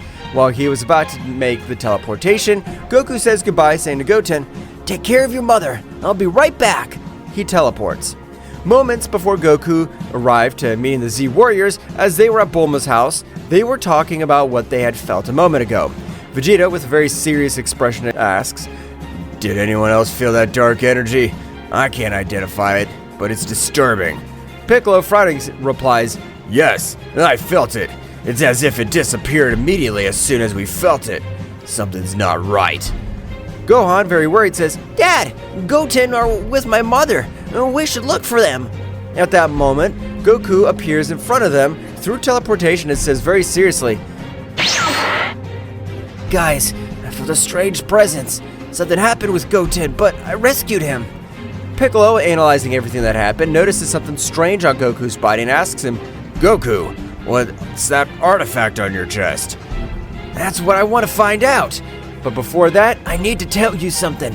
To everyone's expectant and uncertain gaze, he says, "The strange energy you felt came from this artifact in my chest."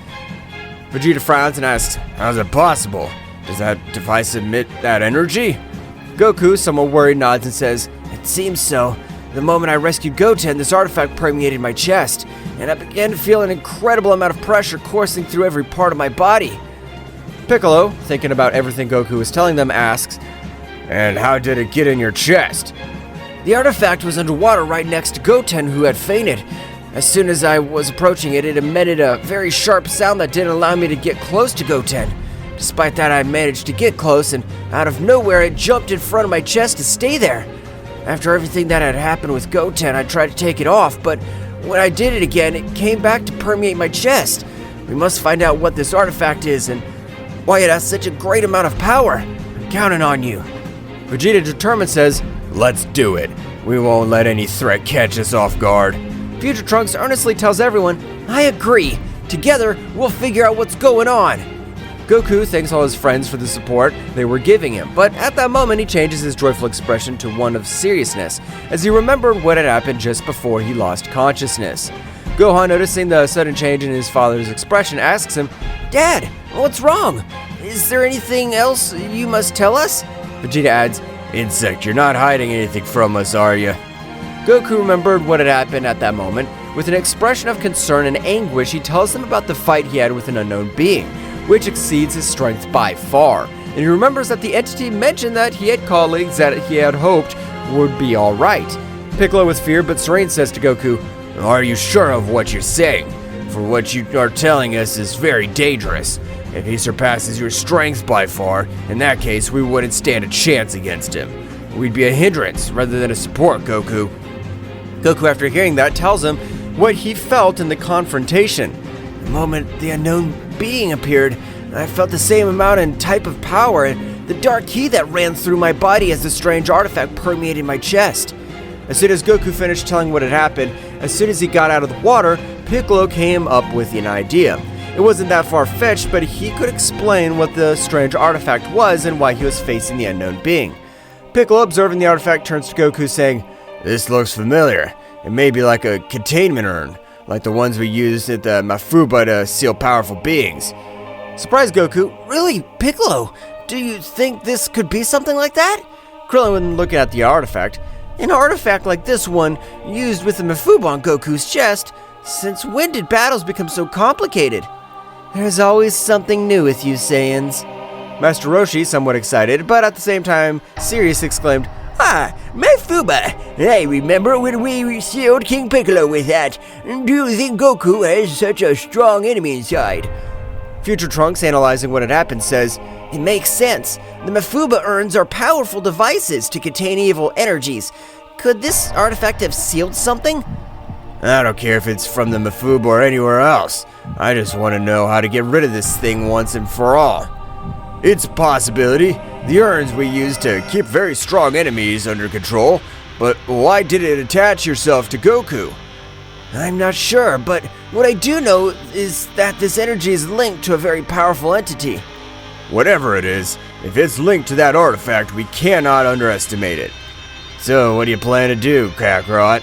At that moment, the Kaio-sama of the North telepathically communicates with Goku to tell him that he had information about the powerful energy that they felt, and the mysterious artifact that permeated his chest. Kaio-sama tells him to get to his planet quickly. First, we need information. Kaio-sama has information about this artifact and the being that might be inside it. We must go to Kaio-sama so we can find out what we're dealing with. Vegeta nods and Goku continues. Exactly, but first, I need your help. If there are any more entities like this, the Earth could be in danger. And with this connection to the artifact, I could put them at risk. Therefore, I'll only go to Kaio-sama to get the information to get rid of this artifact. Kakarot, don't even think that you'll do this alone. I'll go with you, Insect. I can't accept that you become stronger than me. Goku accepts and asks him to put his hand on his shoulder. Once Goku and Vegeta left, the Z Warriors sensed unknown presences on the planet, so they split into groups and flew off at high speed to go investigate. With the re-evaluation that the artifact at Goku's chest might be like a containment urn, similar to those used in Mafuba, the Z Warriors faced an increasingly complex and dangerous situation. Uncertainty about what such an artifact contains and how it is connected to the mysterious dark energy fills them with worry.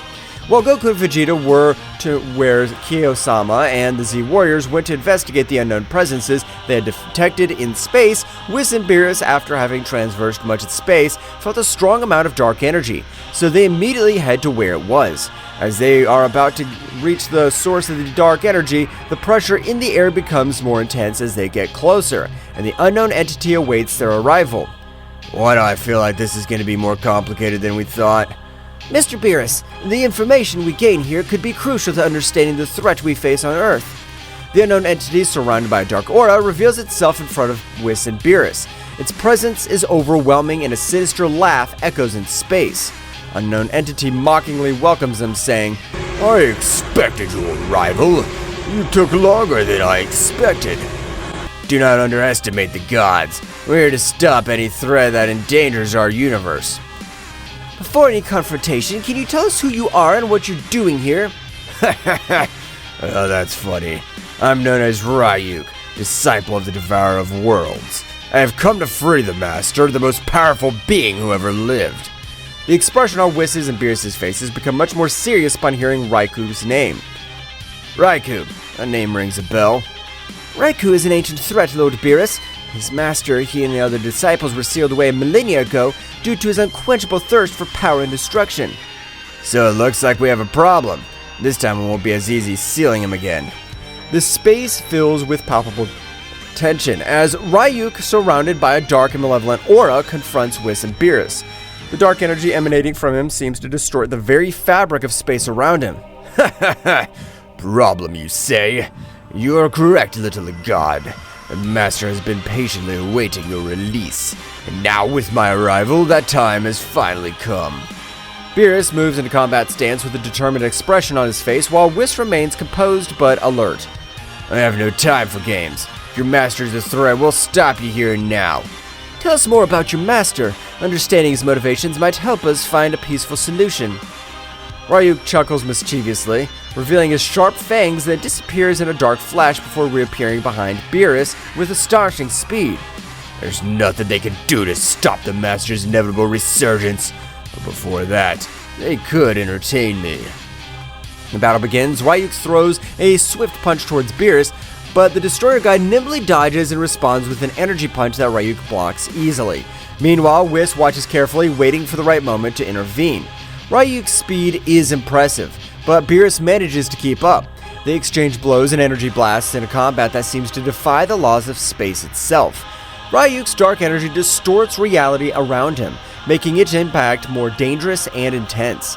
Oh, Beerus, your speed is amazing, but that dark energy is problematic. I suggest you be careful with your movements.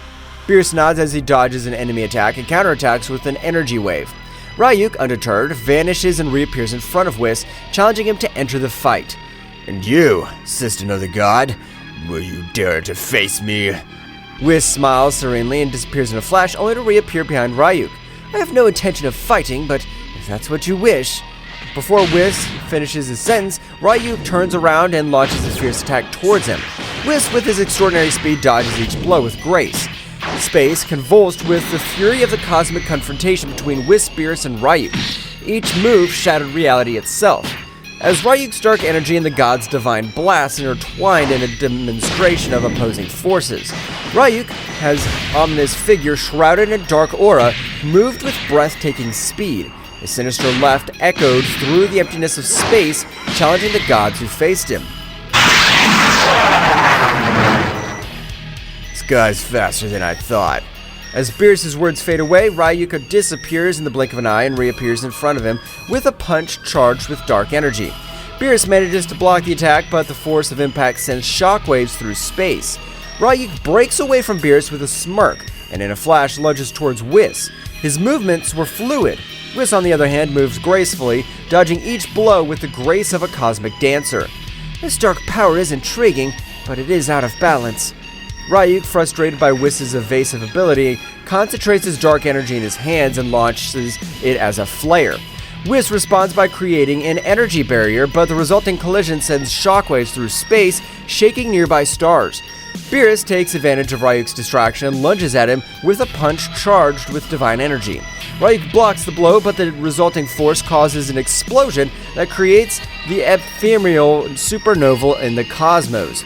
The fight continues with unmatched speed. Ryuk demonstrates his skill in anticipating the god's moves, while Beerus and Whis unleash their divine power to counter the darkness that threatens to engulf them.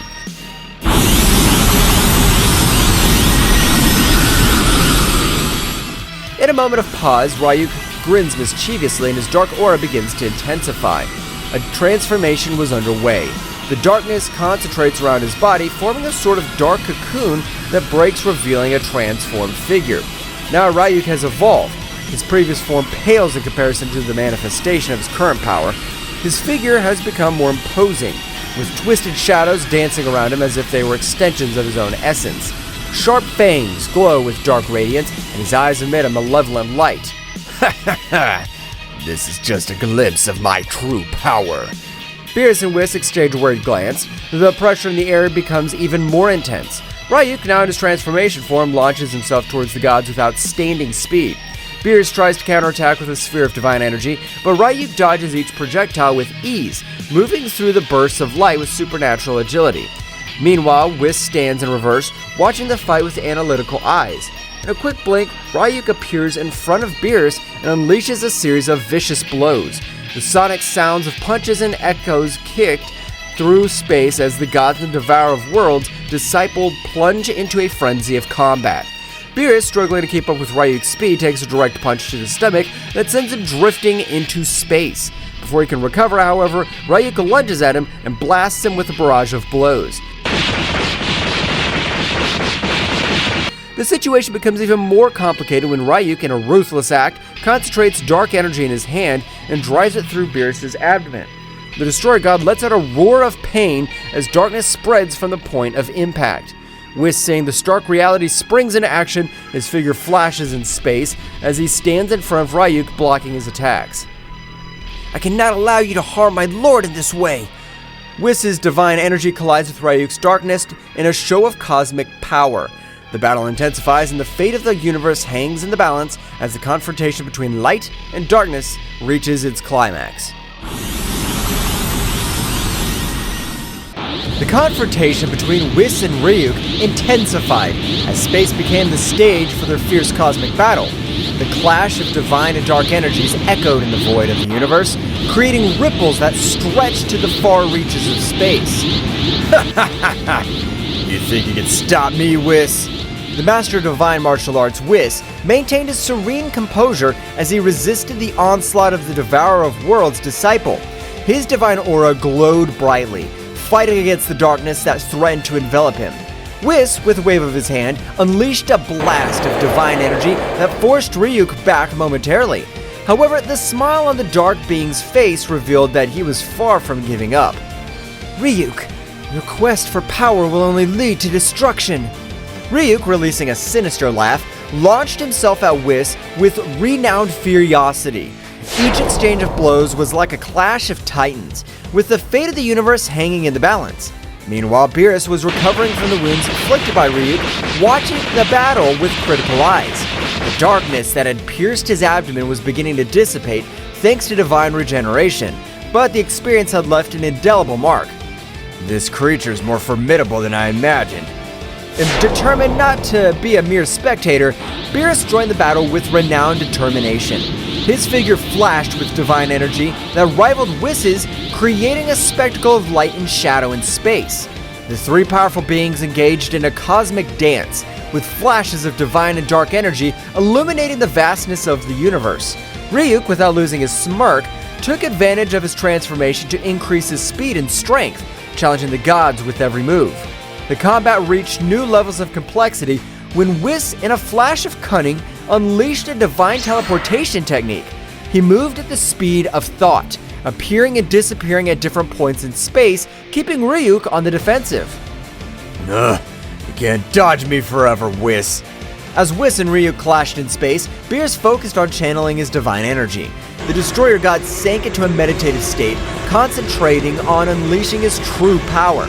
Beerus' transformation was gradual but impactful. His figure was enveloped in a golden aura, and his eyes shone with the intensity of a star. Divine power flowed through him, manifesting in a form that only the mightiest gods could attain, allowing the grievous wound left by Ryuk to be healed. It's time to put an end to this. The reborn Beerus lunged towards Ryuk with unparalleled speed. Each blow he delivered was imbued with overwhelming divine energy. Ryuk, though powerful, was overwhelmed by the onslaught of the Destroyer God. Meanwhile, Whis continued his cosmic ballet, defying the laws of space and time with his speed and agility. Every move was calculated, every blow strategically executed. The battle reached its climax as Beerus and Whis coordinated, combining their attacks to create a symphony of divine energy that enveloped Ryuk. The pressure in the air became almost tangible, and the cosmos itself seemed to rumble with the intensity of the conflict. Do you have anything to say, Ryuk? Ryuk, gravely wounded but still defiant, let out a shrill laugh. His figure writhed as the dark energy tried to resist the overwhelming pressure of the gods. This is not the end, gods. My master will be released, and his darkness will devour all. Beerus, showing no mercy, unleashed a sphere of concentrated divine energy and hurled it directly at Ryuk. The resulting explosion illuminated the space, dispelling the darkness that had lingered. Silence fell over the space as the gods watched the wreckage of the battle. Ryuk lay motionless, defeated, but not destroyed. His threat had been contained, at least for now. This is not over. We need to find out more about his master and any threat that may arise. Whis nodded, sharing the same determination. The reality of the danger that stalked the universe became more apparent, and the gods knew they had to prepare to face even greater challenges. The cosmic explosion that marked the end of the fierce battle dissipated into the vast space, leaving Whis and Beerus floating in momentary tranquility. As they regained their composure, a flash of gold announced the arrival of Daishinkan, the High Priest, who appeared before them with a serene but worried expression. I see you've dealt with the threat, dear Whis and Beerus. Yes, Father. Ryuk has been contained, at least for now. But this isn't the end, is it? Daishinkan smiled wisely as he held in his hands a strange artifact, a glowing sphere that emanated in an energy like the one they felt during the battle. This is what I wanted to show you. It's known as the Sphere of Divine Containment, an ancient artifact capable of sealing beings of great power and darkness. Beerus and Whis watched intently as Daishinkan explained the function of the sphere and how it was used to keep the most dangerous entities in the universe at bay. This artifact has been kept in safekeeping for eons. It's only brought to light in extreme situations. The dark energy they felt came from one of these sealed entities, released by Ryuk's recklessness. Whis and Beerus exchanged worried glances as they assimilated the information. Who are these sealed entities? They are beings from the distant past, fallen gods and creatures whose thirst for power make them uncontrollable. The sphere of divine containment is our safeguard against their resurgence. So, Ryuk was one of them, and his master? His master is the Devourer of Worlds, an even more ancient and dangerous being. His release could jeopardize existence itself. The gravity of the situation hung heavy in the air as Daishinkan continued to explain the importance of keeping the sphere of divine containment safe and sealing Ryuk again. Now that Ryuk has been contained, it's crucial that he returns to his place of safekeeping. But we also need to get information from him. We need to know more about the Devourer of Worlds' plans and any threats that may arise. Beerus, Whis, and Daishinkan shared a determined look. The task was not complete. There is still work to be done. If interrogating Ryuk could give us answers, we'll do so, but we must proceed with caution. The information we gathered will be essential to prepare for future threats. Also, we need to reinforce the security of the sphere of divine containment. Daishinkan, with a nod of his head, showed his approval of the god's decision. Very well. Let us return to the realm of all and set preparations in motion. The safety of the universe depends on us. The three gods, with the glowing sphere in hand, teleported to the realm of all, ready to confront the shadows of the past and ensure the stability of the universe. The spheres of divine containment, now more than ever, became the beacon of hope amidst the darkness that threatened to emerge. Meanwhile on Earth, the Z warriors, divided into groups, scattered into the sky in the direction of the unknown presences they had sensed on the planet of the northern Kaio-sama. In the air, they moved at impressive speeds, ready to face any threat that crossed their path. On Kaio-sama's planet, Goku and Vegeta appeared thanks to teleportation, scarring Kaio-sama with serious and determined expressions. Kaio-sama, who was waiting for them, welcomed them with nervous gestures. Goku, Vegeta, I'm glad you came so quickly. The information I have is crucial. We need to know what this artifact is and what threat it poses. We don't have time to waste. What do you know? Kaio-sama nodded and led the Saiyans to his small home on the planet. Once inside, they unfolded an ancient scroll that revealed information about a mystical artifact known as the Cosmic Core of Containment. He explained that this artifact was used by the ancient gods to seal entities of great evil and power, preventing them from wreaking havoc in the universe. This artifact is so ancient that there are hardly any records of its creation. It was thought to be lost, but apparently all this time it was hidden on planet Earth. And how is it supposed to be sealed? Tell us at once. Kaio-sama explained that the Cosmic Core of Containment could be opened by a being of great power, but in doing so, the seal would be transferred to the first being it encountered. If the seal was not broken immediately, it would merge with that being, granting it power, but also binding it to the duty of keeping the evil sealed. And how the heck did it end up in Goku's chest? That's the puzzling thing. It seems that this artifact shows Goku as its carrier. Goku, with an expression of astonishment, began to grasp the magnitude of the situation. He was now the bearer of an artifact containing an entity of indescribable evil. So you mean I'm now responsible for keeping this evil under control? What an honor, Kakarot! It seems you've become the guardian of evil. But there is something else. The being sealed inside the urn is incredibly powerful. He is known as Bahamut, the Devourer of Worlds. It is an ancient entity that has consumed entire worlds. The gravity of the situation was reflected on the faces of Goku and Vegeta. Not only did they have to face the mysterious artifact in Goku's chest, but also the dark entity sealed within. Then we have an important task. We must keep Bahamut under control and, at the same time, figure out how to free ourselves from this burden. Yes, make no mistake, Kakarot. If this threatens Earth, I'll not hesitate to stop you.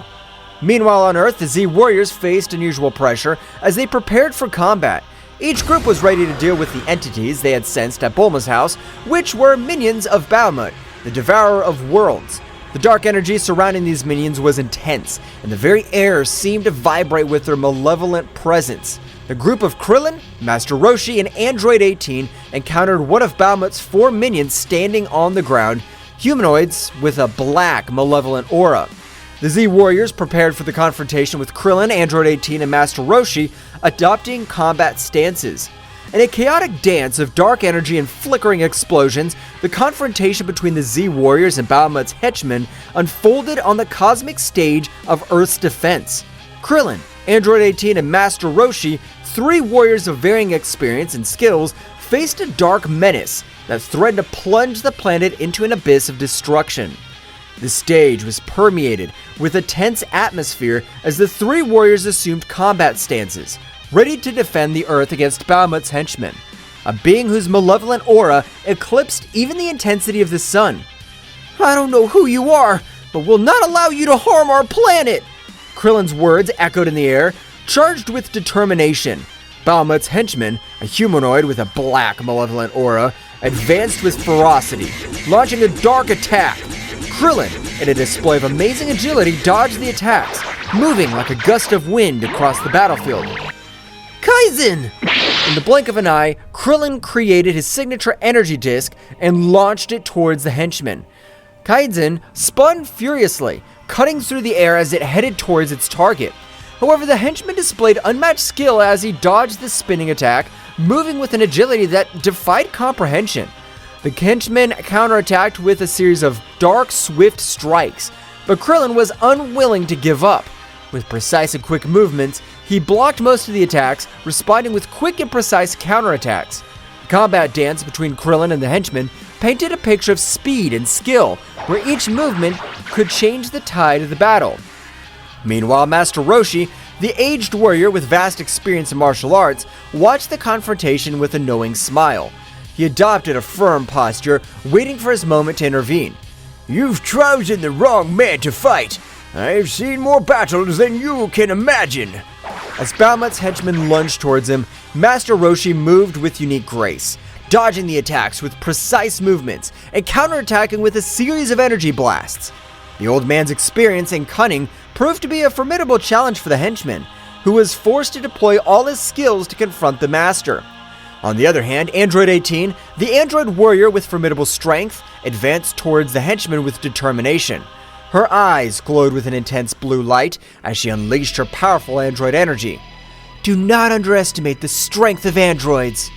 With a quick wave of his hands, Android 18 launched a wave of energy towards the henchman. The latter, though impressed by the ferocity of the android warrior, showed no signs of recoiling. Instead, it lunged toward her with surprising speed, throwing dark blows that Android 18 dodged with cybernetic agility. The battle between Android 18 and the minion was a display of strength and speed, the bursts of energy lighting up the sky. Both fought with an intensity that could shake the foundations of the universe.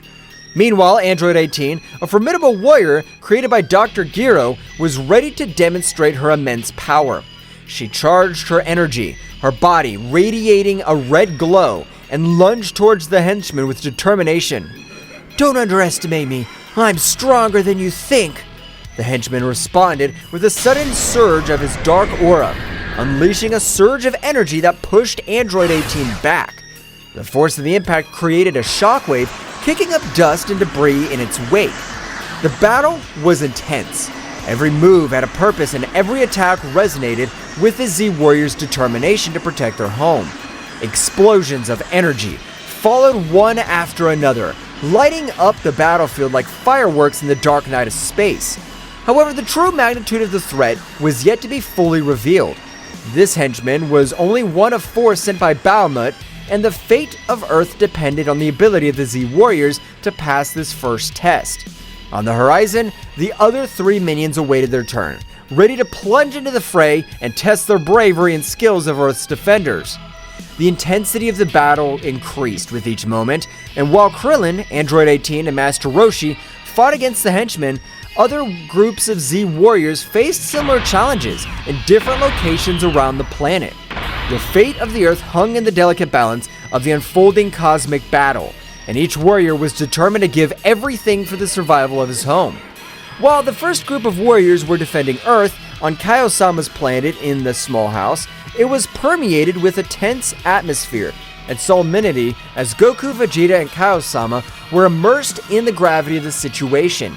The ancient scroll spread out on the table revealed the secrets of an ancient artifact, and the weight now rested on Goku's shoulders.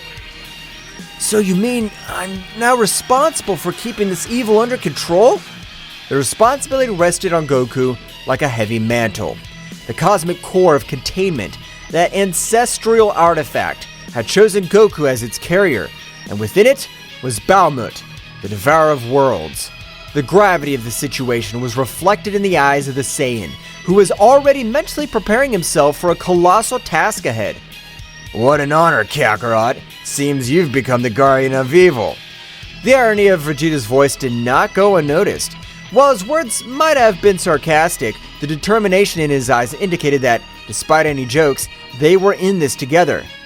But there's something else. The being inside the artifact is incredibly powerful. The information left Goku and Vegeta silent. Bahamut, the name echoed in their minds like the distant echo of a coming storm.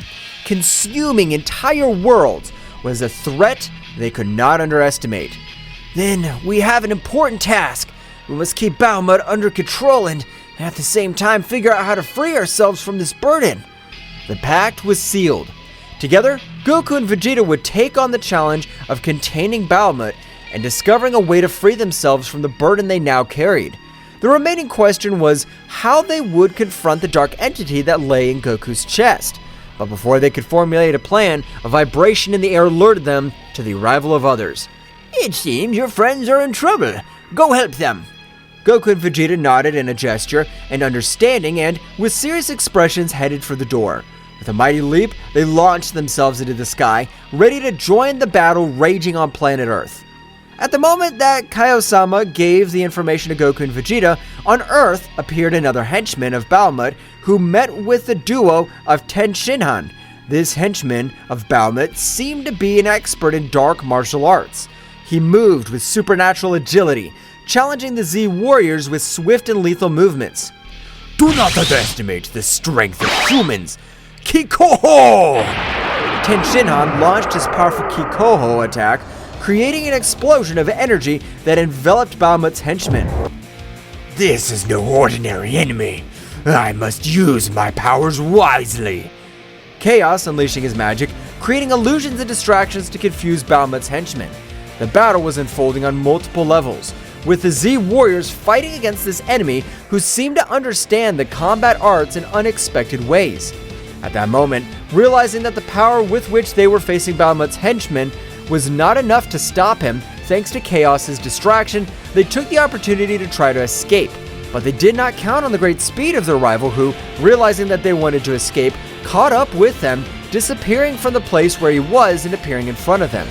At the precise moment in which he was about to eliminate Chaos and Daishinkan, two people appeared between them and their rival Goku and Vegeta.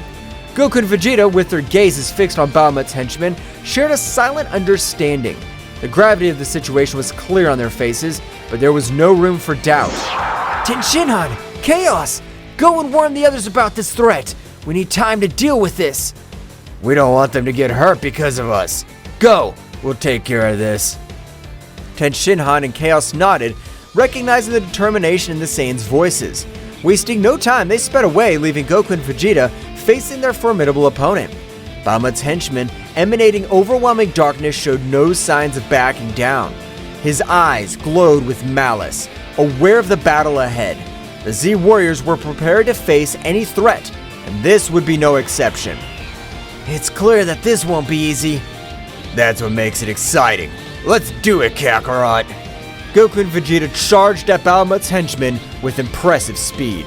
At the moment when both warriors were fighting a battle that could change the fate of Earth, This being, who presented himself as Bahamut's henchman, this dark entity with a humanoid shape but a bird's head, was going to be surprised by the abilities of the Saiyan warriors. In the middle of the combat, of all the show of strength between both warriors and this dark being, Takagami, with a confused face but confident that his strength was far superior to that of these earthly warriors, thought, "I'm amazed at the strength these earthly beings possess. I guess they deserve to know who'll kill them." Then at that moment he told them with a malevolent smile, he said, "I've been surprised by warriors. That's why they deserve to know my name. I'm Takagami, sacred god of darkness, follower of the supreme god Bahamut." Goku, very surprised of what he's hearing, said, "More gods? This sounds very dangerous and it's exciting." Bug, shut up! The life of this planet's at risk, and you get excited about a being that's very powerful. The speed of the combat accelerated as Goku and Vegeta pounced on Takagami. The energy in the air became dense, vibrating with the intensity of the impending confrontation. Takagami, with his dark aura, stood his ground, disdainfully watching the approaching Saiyans. Do you think you have a chance against the power of darkness?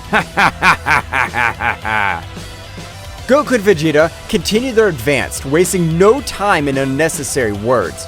In the blink of an eye, they were in front of Takagami, unleashing a gale of blows. Takagami, with surprising agility, dodged many of the attacks, but some managed to land, demonstrating the strength of the Saiyans. Don't underestimate the power of a Saiyan! Come on, God of Darkness, show us what you can do! Takagami responded to the challenge, unleashing his own fury. His speed and combat skills were amazing, deflecting the blows of Goku and Vegeta with subtle movements. The battle turned into a whirlwind of punches, kicks, and ki blasts, lighting up the sky with flashes of light and darkness. They're just insects in front of the power of eternal darkness! Goku in his base state and Vegeta, with their pride as the Saiyan Prince, continued to put pressure on Takagami. However, as the battle progressed, Takagami began to reveal more of his true power. His dark aura intensified and his form subtly changed, revealing a transformation that increased his power exponentially. This can't be good. Goku, always excited for a challenge, added, "Vegeta, get ready! This is getting interesting." Takagami's increased power created an overwhelming pressure on the battlefield. His speed increased dramatically, and his strength eclipsed that of the Saiyans. However, Goku and Vegeta were not intimidated. With determination, they raised their own power of levels, taking the battle to new heights. The fighting continued with swift attacks and explosions shaking the battlefield. Goku and Vegeta, now in more advanced forms, kept up the pace, challenging Takagami at every turn. However, despite his efforts, the sacred god of darkness proved to be a formidable adversary. This is entertaining, but your resistance is useless. The darkness consumes everything. Goku and Vegeta, without giving up, exchanged determined glances. "Vegeta, it's time to go further!" Huh, of course, Kakarot. As Chaos and Ten Shin Han rushed to warn the other Z warriors, the confrontation between Goku, Vegeta, and Takagami entered a new level of intensity. The struggle for the fate of the universe was in full swing. A cosmic battle was raging on planet Earth, where darkness and light collided in a frantic dance of energy. Goku and Vegeta, the brave Saiyans, were facing Takagami, the Falcon, sacred god of darkness. The intensity of the combat resonated in the universe, and every movement threatened to tear reality itself apart.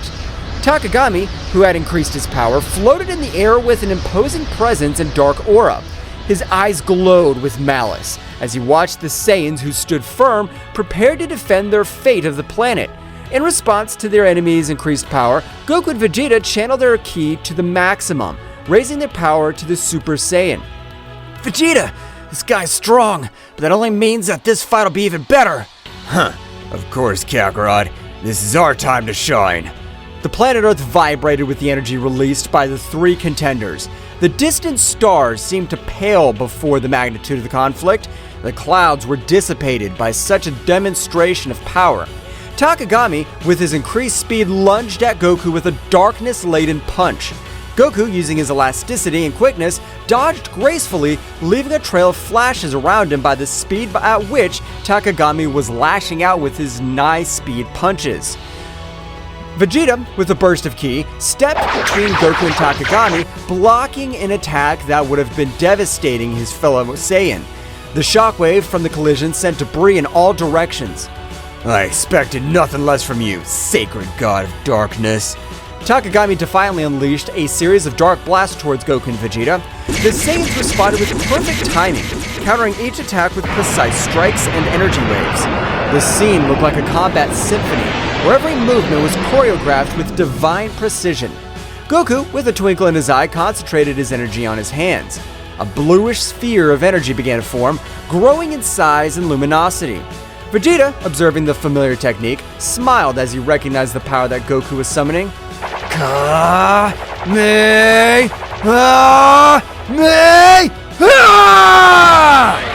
A colossal energy wave fired by Goku shot through the sky like lightning, hitting Takagami squarely.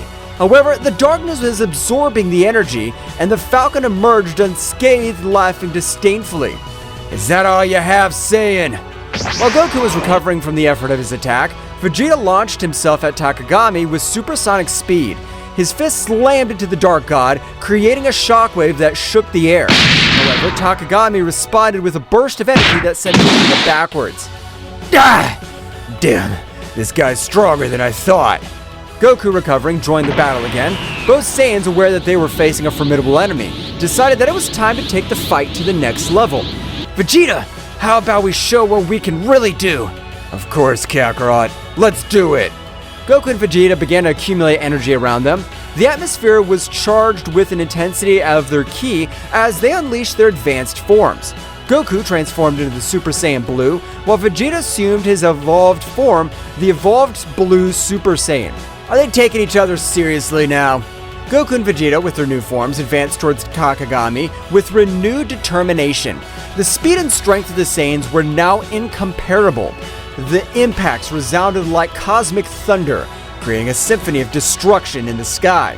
The battle became even more intense. Goku and Vegeta, coordinating their movements, attacked Takagami with an impressive combination of techniques and melee attacks.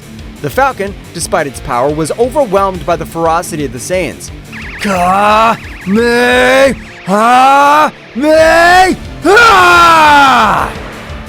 Final flash! The bursts of energy, one blue and one golden, converged into a titanic explosion that engulfed Takagami. Light and darkness mixed in a burst of dazzling colors. However, when the explosion dissipated, Takagami emerged once more, his form slightly battered, but his determination intact. His power is awesome, but I'm a god. The darkness cannot be defeated so easily. Goku and Vegeta, without giving up, continued the offensive. The speed of his combat reached levels that defied comprehension. Punches and kicks were exchanged in a split second, creating a glow of cosmic collisions. Big Bang attack! Kaioken 20 times! The energy exploded again, shaking the sky with its fury. However, Takagami, with his divine resistance, withstood the attacks. The battle raged across the cosmos, with the warriors disappearing and reappearing in flashes of light and shadow. In the middle of the struggle, Goku and Vegeta began to feel an overwhelming pressure. Takagami's darkness seemed to expand, defying even the limits of the most powerful Saiyans. Reality itself was twisting under the influence of dark energy. This darkness is incredibly strong. We can't back down now, Kakarot. We must get over this. Both Saiyans raised their powers even more. The fight reached a new peak of intensity. The Saiyan was exploding like fireworks in the vastness of the night sky, lighting up the darkness with flashes of determination and defiance. Takagami, at the epicenter of the storm, smiled ominously. Now you'll see the true power of eternal darkness. The universe trembled as the battle reached its climax. The warriors were fighting for the fate of everything they knew, and the question that lingered in space was whether the light of the Saiyans could overcome the darkness of the sacred god. The planet Earth rumbled with the intensity of the cosmic battle. Goku and Vegeta, drenched in sweat, maintained their advanced forms as they prepared for Takagami's next assault. Darkness was emanating from his figure, but something seemed out of place. The Dark God's skin had a grayish hue, as if he had not yet completed the possession of its wearer. Takagami, with a guttural laugh, seemed to notice the perplexity in the Saiyan's expressions. Surprise, Saiyans! I've not yet revealed all my power. Goku and Vegeta exchanged puzzled looks. Something was not right, and both warriors felt it. At that moment, Takagami convulsed. A new form shook, as if he was fighting against something. An invisible force seemed to pull at him from within. No, I haven't taken complete control yet. Suddenly, a burst of dark energy enveloped Takagami, hiding him from view. The Saiyans were on guard, prepared for any surprise. Their energy in the air became denser, as if the cosmos itself was on the verge of transformation. What's going on? Before they could form any more questions, the dark energy dispersed, revealing Takagami's true form. However, what they saw took their breath away. At the moment of arriving at his true form, he let himself see the body he was possessing. This body was Yamcha's. Once the warrior saw that, Takagami completed his bird-headed humanoid form. But now the true form of the sacred god of destruction was clearly revealed. The falcon's head was clearly shown, with a defined musculature but a thin body, wearing blue Egyptian clothes with gold bracelets and a gold necklace. Huge wings which disappeared and appeared at their whim. Now Takagami had something going for him. He was playing against the Saiyan warriors. Not only should he defeat them, but they should also avoid harming Yamcha. That's what Yamcha looks like! Takagami's rumbling laughter filled the space. Now completely in possession of Yamcha's body, the Dark God was displaying a malevolent smile. That's right, Saiyans. This weak body belongs to me now.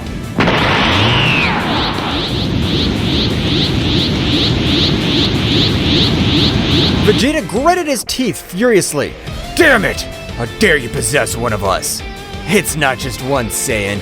Soon all of you will become Baumut puppets.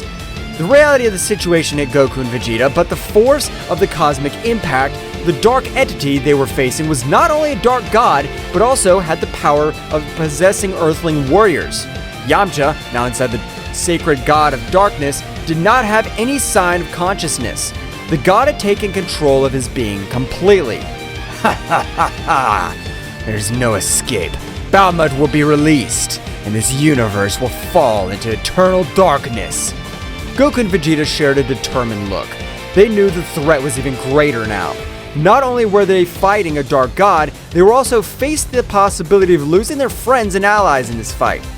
Vegeta, we have to find a way to free Yamcha and stop Takagami.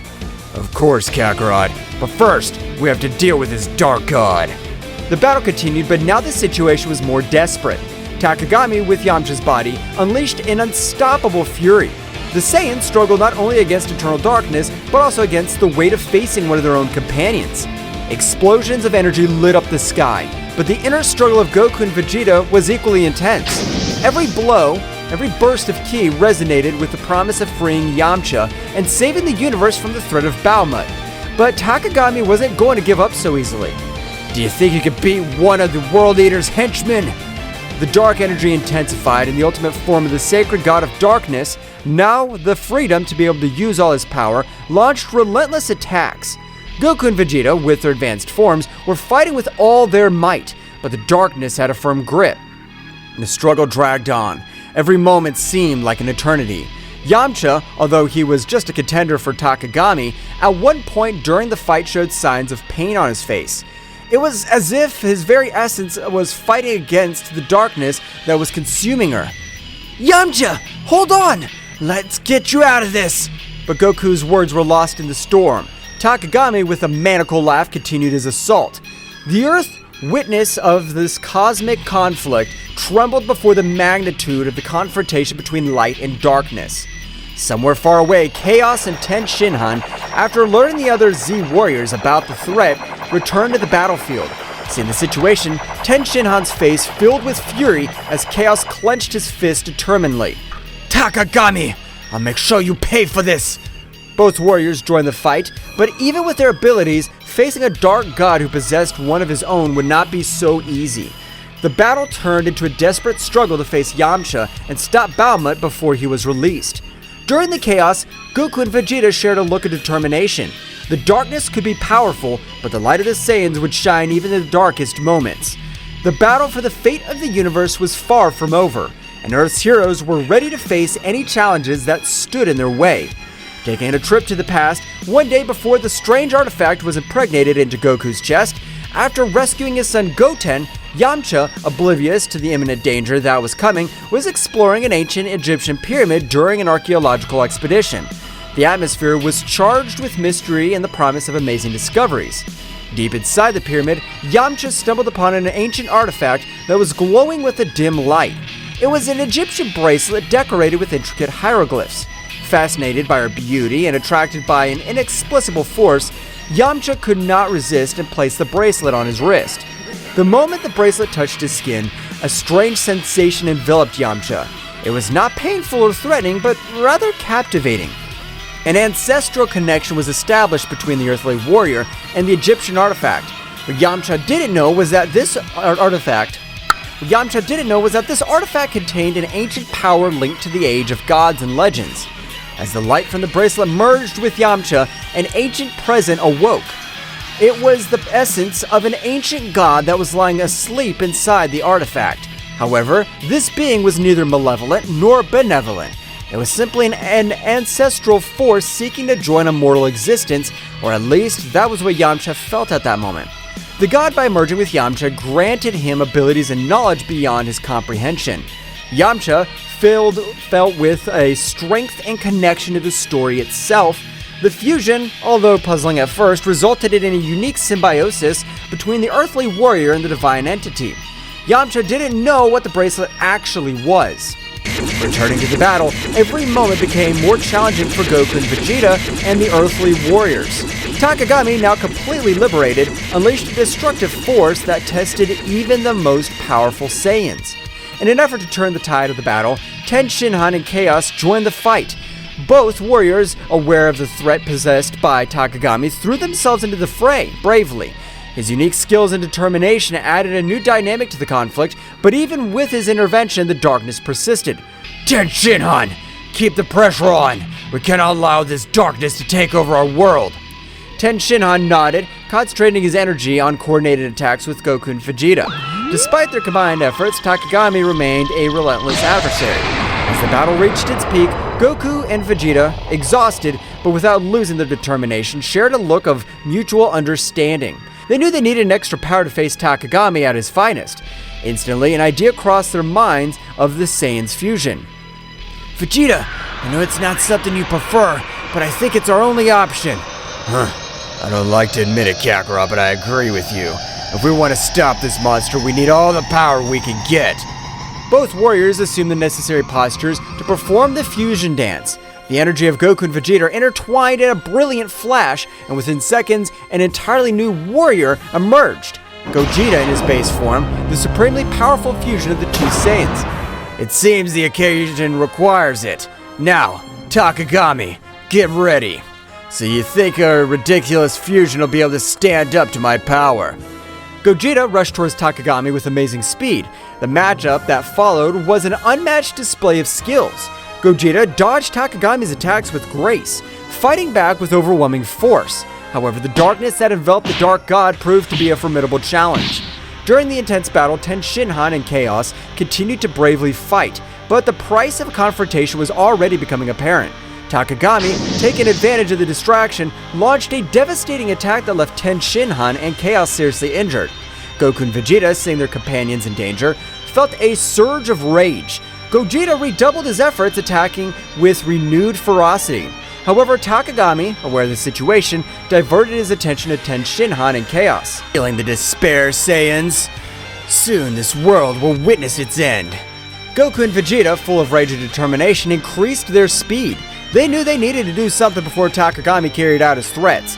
The battle reached its climax when Gogeta launched a massive attack on Takagami, seeking to break his resistance. However, the darkness surrounding Takagami intensified, revealing a surprise resistance. It was then that Ten Shinhan and Chaos, still on the ground, exchanged a determined look. They knew that whatever they had to do to give Gogeta a chance to defeat Takagami. Goku, Vegeta, you need time. I'll take care of holding this monster. I'll come with you, Ten Shinhan. Together we'll be the barrier they need. Goku and Vegeta, although reluctant to lose their friends, went at full speed to avoid what they had in mind. Don't do it, Ten Shinhan! Chaos! Ten Shinhan and Chaos stood up, ignoring the pain coursing through their bodies. With determination, they faced Takagami, resisting his attacks with all their might. Gogeta, seeing the situation, understood the magnitude of the sacrifice they were making. We cannot disappoint this sacrifice. We have to win this. While Tenshinhan and Chaos bravely fought Takagami, Gogeta continued his assault with the intensity intact. The battle was taking place on two fronts, with the Earth Warriors sacrificing themselves to provide the necessary opening. Goku and Vegeta, as he approached, their hearts were filled with sorrow and gratitude towards Tenshinhan and Chaos. Gogeta, with supersonic speed, approached the scene where Tenshinhan and Chaos were bravely facing Takagami. His gaze reflected the mixture of determination and regret, knowing that the sacrifices of his teammates were the key to victory. Hold on a little longer, guys. Let's put an end to this. The Saiyan fusion advanced towards Takagami, who, upon seeing Gogeta's arrival, stopped attacking Tenshinhan and Chaos to confront the fused warrior. The intensity of the battle reached a new level, with attacks and counterattacks echoing across the battlefield. Tenshinhan, with his remaining strength, took advantage of that distraction to hold Takagami with all his strength, preventing him from moving freely. His face showed determination and resignation at the same time. Chaos, this is your chance. Make every second I hold this monster worth it. Chaos, next to Tenshinhan, nodded weakly. His body showed the ravages of the battle, but his eyes were shining with all the will to do the duty. Tenshinhan is right, Gogeta. The light will always prevail over the darkness. Remember that. Goku, Vegeta, take care of our world. This is our last act. At that moment, Chaos accumulated an immense amount of energy to sacrifice himself. Gogeta, who was very close, were hit by the shock wave of the explosion. Gogeta, recovering from the impact, looked at the place where his companions were with solemnly. Your sacrifice will not be in vain. I promise. After what happened, Gogeta raised his head and with an uncontrollable anger increased his ki in such a way that he made the battlefield rumble, making the stones that were in the place fly, making Takagami retreat only with the gusts of air that expanded from his being. In a panning from head to toe, we managed to see Gogeta's transformation in Super Saiyan Blue Phase 4, which showed the essence of Ozaru as a kind of aura in blue color, and a more controlled but much more powerful version, a transformation never seen, since they were not able to coordinate their powers to be able to reach said transformation. As Gogeta's energy transformed into a surprising and controlled version of Super Saiyan Blue Stage 4, a brilliant blue essence of Ozaru manifested around him, revealing unparalleled potency.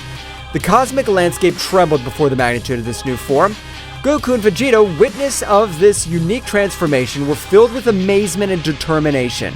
It was evident that Gogeta was reaching a level of power never seen before, fusing the essence of Super Saiyan Blue with Ozaru's formidable presence flawlessly. Gogeta, in his new form, turned an intense gaze towards Takagami, whose expression of confidence was overshadowed by surprise. The battle, far from having come to an end, was just beginning in this new phase. The universe was waiting for the outcome of this epic confrontation where light and darkness collided in a cosmic dance. The promise of a new dawn loomed on the horizon, but the price of triumph was uncertain. Gogeta floated in the sky, surrounded by the imposing energy of his new form. The stars seemed to pale before the intensity of his blue radiance as Takagami recovered from the initial impact and adopted a defensive posture. What kind of transformation is this? This is the power of those who fight for something greater than themselves. With a flash, Gogeta disappeared, appearing in front of Takagami in the blink of an eye. The clash of their fists created shockwaves that shook the battlefield. Gogeta's speed and strength were unmatched, surpassing even Takagami's ability to anticipate his blows. Gogeta and Takagami exchanged blows and energy blasts at breakneck speed. Each impact resounded like cosmic thunder, creating an epic symphony on planet Earth. Your attempt to revive your so-called gods ends here, Takagami. Ha ha ha ha! But you're a bug in the face of the greatness of my power. In an instant, Gogeta unleashed a burst of concentrated energy, enveloping Takagami in a whirlwind of light and force. When the light dissipated, Takagami emerged unharmed, but with a more serious expression. Interesting, but not enough. The battle was reaching cosmic levels, with ripples of energy spreading across the far reaches of the universe. Meanwhile, the other Z warriors watched the sky, appreciating Gogeta's great power of display and Takagami's resilience and viciousness. The roar of battle echoed in every corner of the universe. Gogeta and Takagami, wrapped in an endless dance of energy, continued their titanic confrontation. Space twisted and trembled under the influence of their powers, creating distortions itself. Bursts of energy expanded like lightning, illuminating the darkness of the night sky with dazzling flashes. Each blow between the two contenders seemed to release an explosion of energy that spread in concentric waves, setting the frantic pace of the cosmic battle. Away from the battlefield, the others watched in anguish and admiration. Bulma, with a mixture of fear and hope in her eyes, clung to the hope that Gogeta would prevail. Come on, Gogeta, you must win! For all of us! Meanwhile, on the battlefield, Gogeta and Takagami continued their fierce exchange. Determination burned in Gogeta's eyes, while Takagami maintained a defiant smile, though his expression hid a growing unease. This is for the price you pay for defying the peace of the universe! With a swift movement, Gogeta vanished and reappeared behind Takagami, launching an energy-charged punch straight at his back. But Takagami, anticipating, quickly spun around and blocked the attack with a dark energy shield. Haha! Is that all you got? In response, Gogeta intensified his assault, unleashing a continuous flurry of punches and kicks. Each impact resounded like thunder. But Takagami, though outmatched in speed, resisted with his dark power, countering the attacks with deft movements. During the scuttle, Takagami took advantage of the prevalent moment of openness and opened up a launched energy bolt straight for Gogeta's chest. The resulting explosion shook the universe and Gogeta was thrown backwards, leaving a trail of blue energy. Is that all hope can do? Gogeta recovered quickly, stood up with determination. The glow of his transformation increased even more. This is far from over. The battle continued, leading them again to display an ever-increasing amount of power. In this fury, Gogeta unleashed power that defied the laws of the universe, and Takagami, despite his arrogance, began to show signs of concern. The tension was palpable. The Z Warriors felt the intensity of the confrontation, even when they were a long distance away from where the battle for the future of the planet was taking place. Piccolo was seriously watching, calculating every move and thinking at some point this battle, which was far from over, would be a favorable outcome. Piccolo, in his thoughts, Goku, Vegeta, we trust you. You must win this battle. The battle reached a new climax when Gogeta and Takagami met at an eminent point in the battle. The energy emanated from them, illuminating the vastness of the dark sky, creating a dazzling spectacle of colors and flashes. You cannot escape darkness. Darkness will never prevail over light. You're a fool if you think your light can eclipse my power. Suddenly, a voice echoed in Gogeta's mind, a familiar but distant voice. Gogeta, do not underestimate your enemy. Truth lies within strength. The transmission abruptly cut off, leaving Gogeta bewildered. Before he could reflect on it, however, Takagami lunged towards him with surprising speed, unleashing a series of punches and kicks that left Gogeta struggling to keep up. At that moment, a fleeting image flashed through Gogeta's mind, a vision of his loved ones, of his purpose, and the responsibility he carried on his shoulders. The energy of the transformation fanned, and Gogeta, with newfound determination, struck back with renewed ferocity. This is the limit of your tyranny, Takagami! Ha ha ha ha! The limit's up to you, Gogeta, and your limit is my power! Suddenly, the sky around him fragmented, and multiple distorted versions of Takagami emerged from the dimensional rifts, each with a malevolent grin. You cannot defeat me, Gogeta! I am eternal! I'm a god! You may be powerful, but I'm not alone in this! The battle reached a new intensity as multiple distorted incarnations of Takagami surrounded Gogeta.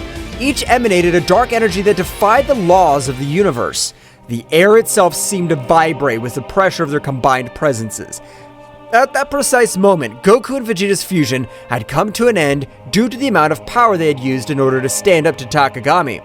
Goku and Vegeta, although they had returned to their individual forms after the fusion, knew that the key by defeating Takagami lay in perfect unity and coordination. Vegeta, we're in this together. Let's give all our power to be able to confront him so we can free Yamcha from this so-called god. Yes, Kakarot, this insect will not defeat us. The Z Warriors watched in amazement, aware that the fate of the universe hung in the balance. Piccolo analyzed this situation, looking for any weaknesses that could be exploited. The others prepared to act if the opportunity presented itself. Goku and Vegeta, now separated, their fusion as Gogeta, faced Takagami with determination in their eyes. The dark presence of the supposed god loomed over them, but the Saiyans were determined to free Yamcha and put an end to the threat he posed. Vegeta, we need to coordinate our attacks. We've always been stronger when we fight together. For once, I agree with you, Kakarot. This insect will pay for what he did. The two Saiyans lunged towards Takagami, attacking with a combination of punches and ki blasts. Takagami, though powerful, was momentarily overwhelmed by the timing of the two warriors. However, his sinister laugh echoed across the battlefield. Your union will change nothing. My power is unlimited.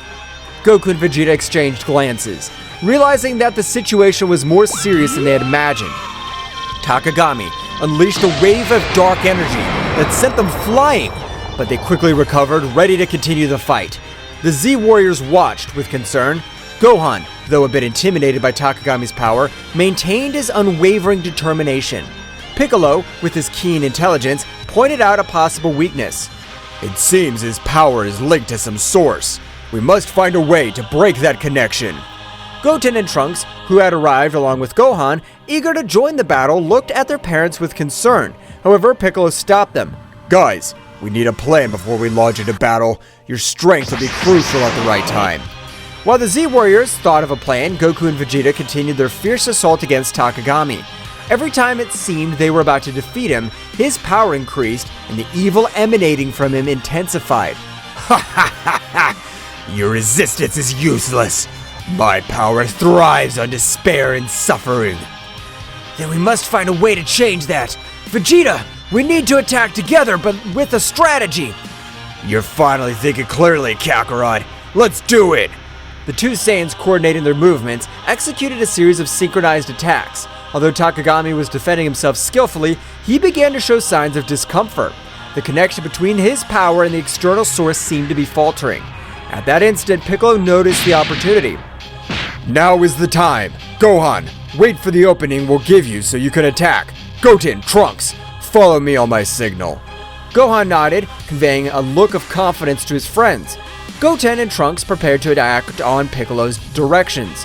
Everyone, let's send our energies to Goku and Vegeta. We must strengthen their connection and weaken Takagami's source of power. The Z warriors gathered their energies and, with a coordinated effort, sent a stream of ki skyward. Goku and Vegeta, sensing the surge of power, seized the opportunity. They're doing it! Come on, Vegeta! The connection between Goku, Vegeta, and the Z warriors created a unique synergy. Energy flowed through them, strengthening their resolve and weakening Takagami's external source of power. This can't be happening! The darkness surrounding Takagami began to dissipate, due to the large amount of energy they were receiving from their friends. Piccolo, Gohan, Goten, and Trunks, observing the battle, noticed the opportunity to intervene. Now, guys, let's go! Goten and Trunks took flight into the sky where Goku and Vegeta were, joining the fight against Takagami. With the energy of the Z warriors strengthening the connection between Goku and Vegeta, the real battle was about to begin. The fusion of powers of the Saiyans between father and son created an explosion of energy that enveloped Takagami. The fight intensified, but now, with hope and determination as their allies, Goku, Vegeta, Goten, and Trunks were ready to face the Dark God and free the universe from his evil domain. The burst of energy that enveloped Takagami reverberated throughout the universe. The fusion of the powers of Goku, Vegeta, and his sons created a symphony of forces, illuminating the sky with a brilliant radiance that defied the darkness Takagami had tried to impose. Takagami, enveloped in the luminescence of the combined energy, struggled to maintain his composure. The connection between his power and the source of his power, Yamcha, was weakening with every second, and his sinister laugh began to turn into growls of frustration. We're making progress, Vegeta! Yes, but let's not let our guard down. It's not over. As the Saiyans continued their coordinated offensive, Goten and Trunks and their Super Saiyan forms joined the battle. The pressure on Takagami intensified, as he now faced not only the two adult Saiyans, but also that of his sons. The coordination between them was impressive, and every move was backed by the combined strength of the Z warriors. Dad! Vegeta! We're here to help! Let's show this guy that the Saiyan family is unstoppable! The trio of Saiyans, with their different levels of expertise and abilities, formed a united front against Takagami. The battle was getting more and more intense, with bursts of energy and flurries of attacks lighting up space like a celestial spectacle. Piccolo, Gohan, Krillin, and the others channeled their energies to strengthen the connection between the Saiyans and, at the same time, searched for weaknesses in Takagami's defense. We must keep the pressure on and look for any opportunity to unbalance Takagami. Dad, Vegeta, Goten, Trunks, we all trust you. Let's defeat this enemy together. In space, the synergy between the Saiyans reached its peak. Goku and Vegeta, with the energy of their sons and the Z Warriors, fused their attacks in an amazing display of power. Takagami, despite his resistance, began to give ground. This is not possible! I'm a god! I cannot be defeated! The connection between his power and the external source was on the verge of collapse. The Saiyans, sensing Takagami's weakness, redoubled their efforts. Goten, Trunks, guided by Piccolo's strategy, attacked from unexpected angles, while Goku and Vegeta continued their frontal assault. Piccolo noticed a key opportunity. Now, Gohan, it's your time! Gohan, in his final form ready to take advantage of the opportunity, concentrated his energy and launched himself into the confrontation. With surprising speed, he joined the fight alongside Goku, Vegeta, Goten, and Trunks. Let's finish this, Dad! The symphony of energy between the Z Warriors and the Saiyans reached its climax. Takagami, beset on all sides, struggled to stand, and the skies erupted in an explosion of light and darkness as the heroes joined forces to confront the Dark God. The battle reached its climax, and every move decided the fate of the universe. The Z Warriors from Earth watched with eagerness and hope, knowing that victory was within reach, but also aware that the final fight was yet to come. With the Saiyans and the Z Warriors facing Takagami in a cosmic confrontation. However, amidst the chaos of battle, a small distraction allowed Takagami to strike back with furiosity. Goten and Trunks, focused on following Piccolo's strategy, attacked from different angles. However, in a moment of minimal distraction, Takagami seized the opportunity and launched a surprise counterattack. With quick and precise movements, the Dark God managed to evade Goten and Trunks' attacks, countering them with punches and energy blasts. Ha ha ha! Your efforts are useless, children! I'm the all-consuming darkness! Goten and Trunks, though agile and powerful, found themselves in a precarious situation. Takagami, with his speed and cunning, left the young Saiyans struggling to keep up. We have to protect them! Takagami's concentration of power is increasing. We need to regroup and find a strategy to counter his moves. Meanwhile, in the sky, Goten and Trunks, despite the setbacks, continued to fight bravely. They tried to coordinate their attacks, but Takagami's speed and cunning proved to be a formidable challenge. Trunks, we have to stay focused! I know, but this guy's stronger than I imagined! In an unexpected twist, Takagami launched a blast of dark energy that hit Goten and Trunks, leaving them badly injured. Both Saiyans fell backwards with obvious signs of exhaustion and pain. Goten! Trunks! This damned Dark God! The adult Saiyans intensified their assault, determined to avenge their momentary fall of their sons. Takagami, however, taking advantage of the confusion and despair that gripped the Z Warriors, rejoiced in his newly strengthened power. This is how the heroes of the universe give up. They may fight, but in the end, darkness will always prevail. The result was becoming even more tense. The Z Warriors, though determined, were facing the reality that their fight was far from over. Goten and Trunks, wounded but not defeated, were struggling to recover and rejoin the battle. We need a new approach. Takagami's strength increases with each passing moment. We'll protect Goten and Trunks. We'll not let the darkness prevail. The battle, now more critical than ever, was plunging into a desperate confrontation where the survival of the universe hung in the balance. Gohan, observing the critical situation of his brother Goten and Trunks, could not contain the fury that burned within him. A flash of anger crossed his eyes, and his energy rose to levels that would leave even the most experienced Saiyans dumbfounded. He lunged towards Takagami with shocking speed, ignoring any concern for his own safety. With this price, you'll pay for hurting my family! His speed and furiosity impressed everyone on the battlefield. Every blow he delivered carried with it a pent-up rage of a protective brother. Takagami, though initially surprised, adapted to the intensity of Gohan's attacks. Do you think your anger can stop me? I'm going to protect my family and the entire universe from your darkness! The battle between Gohan and Takagami unleashed an energy storm in space. Goku and Vegeta watched in awe and fear as the conflict reached levels that defied comprehension. Despite their determination, they realized they were facing a power beyond anything they had faced before. This kid, his power is amazing! We can't let Gohan fight alone. We must support him. As Gohan continued his relentless assault, Takagami showed a significant improvement in his defensive ability. Every blow was met with inhuman prowess. The battle reached a point where the universe itself seemed to be on the verge of collapse. The epic confrontation between Gohan and Takagami pushed the Saiyan warrior to the limit of his abilities. Despite Gohan's bravery and skill, the Dark God, with unmatched cunning and speed, found an opening in his defense. With a graceful twist, Takagami unleashed a ripping attack, a blast of dark energy that sliced through the air with a malevolent precision. Gohan, surprised by the speed and ferocity of the attack, barely had time to react. The energy wave hit Gohan full on, enveloping him in an explosion of light and darkness. The force of the impact threw Goku's eldest son backwards, causing him to stagger, desperately struggling to stay on his feet. The dark energy left its mark on Gohan's body, marking him with deep tearing wounds. Ah! This can't be so strong! Takagami, with a sinister smile, hovered in the air, observing the result of his devastating attack. The black energy around him seemed to vibrate with satisfaction as Gohan tried to recover. This is the power you praise so much.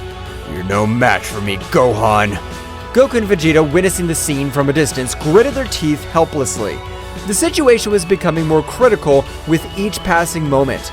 Goten and Trunks, still injured but recovering, were prepared to rejoin the fight. Gohan! This damned! We can't let this continue! Goten and Trunks, sensing the urgency of the situation, approached Gohan to help him. Despite his own injuries, determination shone in his eyes. Brother, are you alright? Yes, but we need a new approach. We're not going to let this guy get away with this. Meanwhile, Piccolo and the other Z Warriors were also assessing the situation, looking for any opportunity to change the course of the battle. The pressure on them was mounting, and the need to find an effective strategy was becoming more apparent. We have to work together. Gohan, can you keep fighting? Gohan nodded, ignoring the pain coursing through his body. His determination had not dulled, on the contrary. Takagami's imminent threat stoked it. I can't give up, but we need a strategy. Something that could surprise him. Surprise him, you say? As the Z Warriors immersed themselves in strategy to counter Takagami, a small distraction took over the battlefield. Goten and Trunks, aware of the need of a different approach, exchanged determined glances. Without saying a word, they assumed the familiar fusion dance stance. The other warriors, immersed in their tactics, barely noticed the sudden disappearance of Goten and Trunks as they performed the fusion.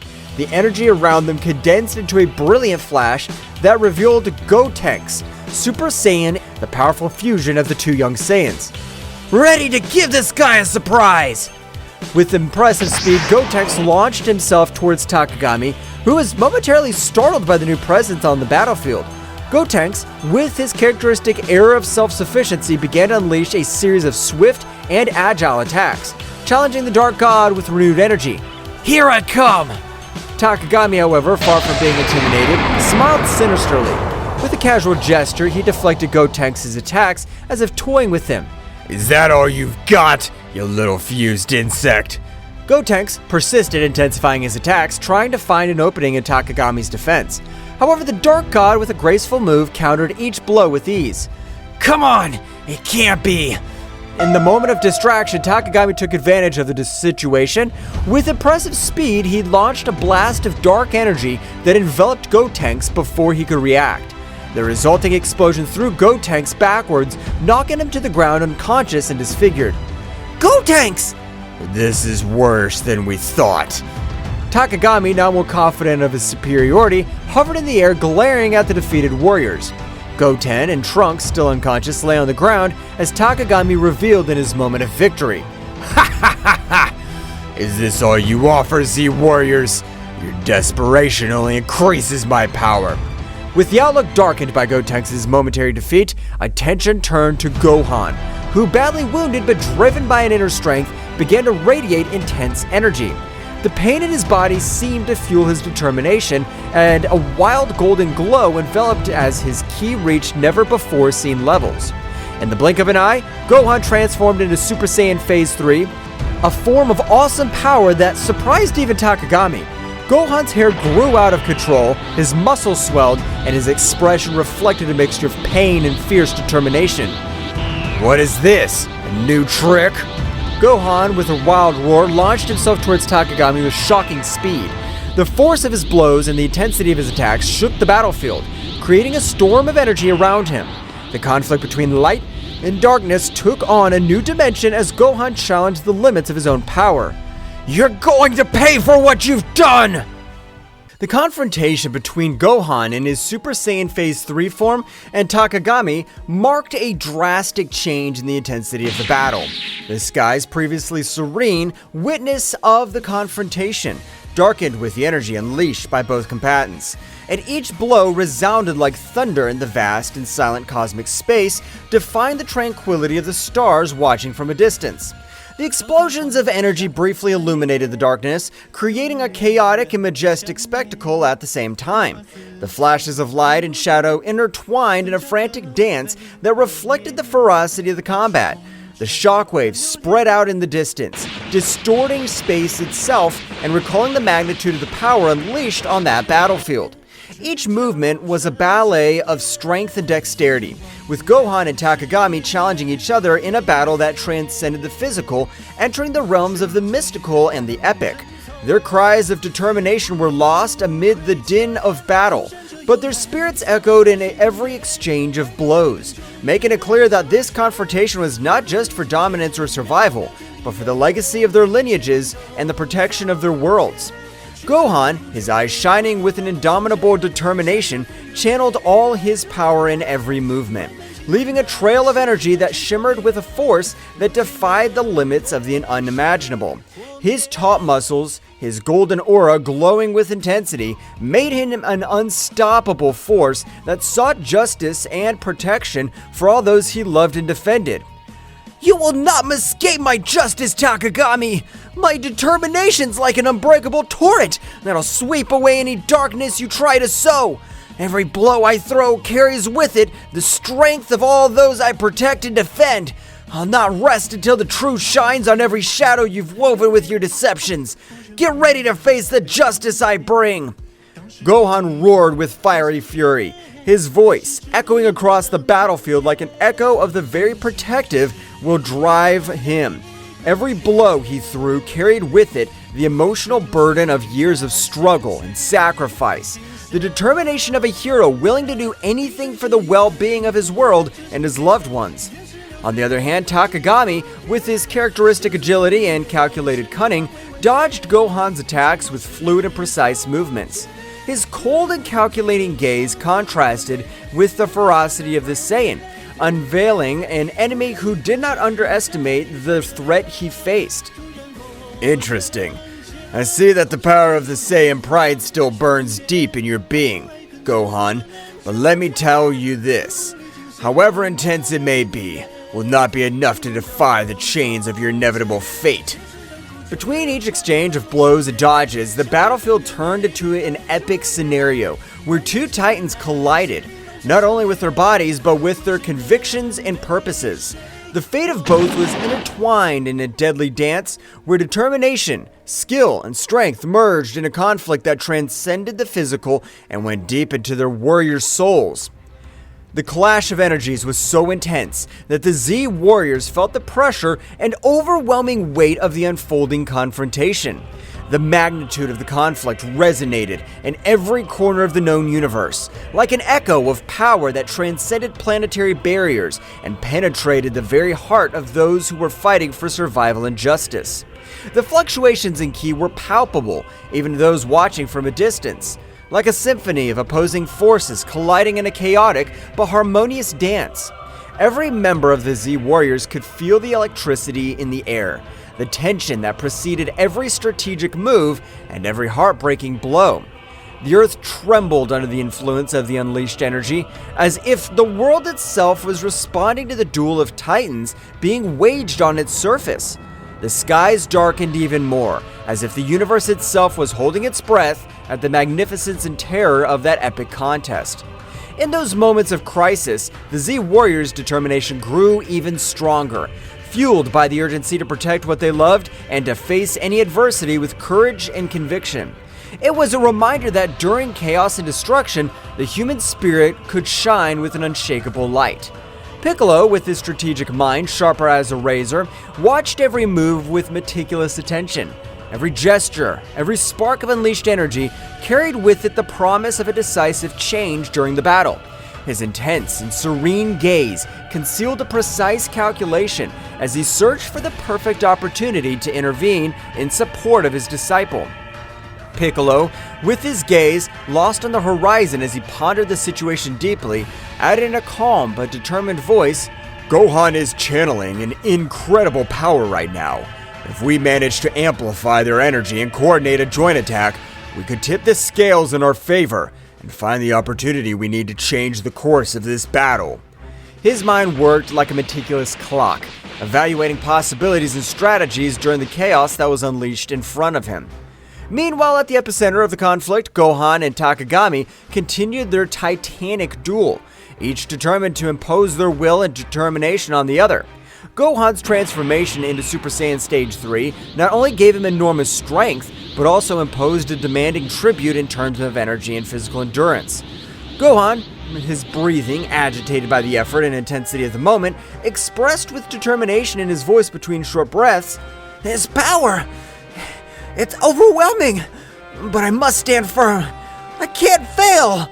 Every word resonated with an unwavering commitment as he prepared to face the ordeal ahead of her, his aura glowing with a mixture of exhaustion and relentless resolve.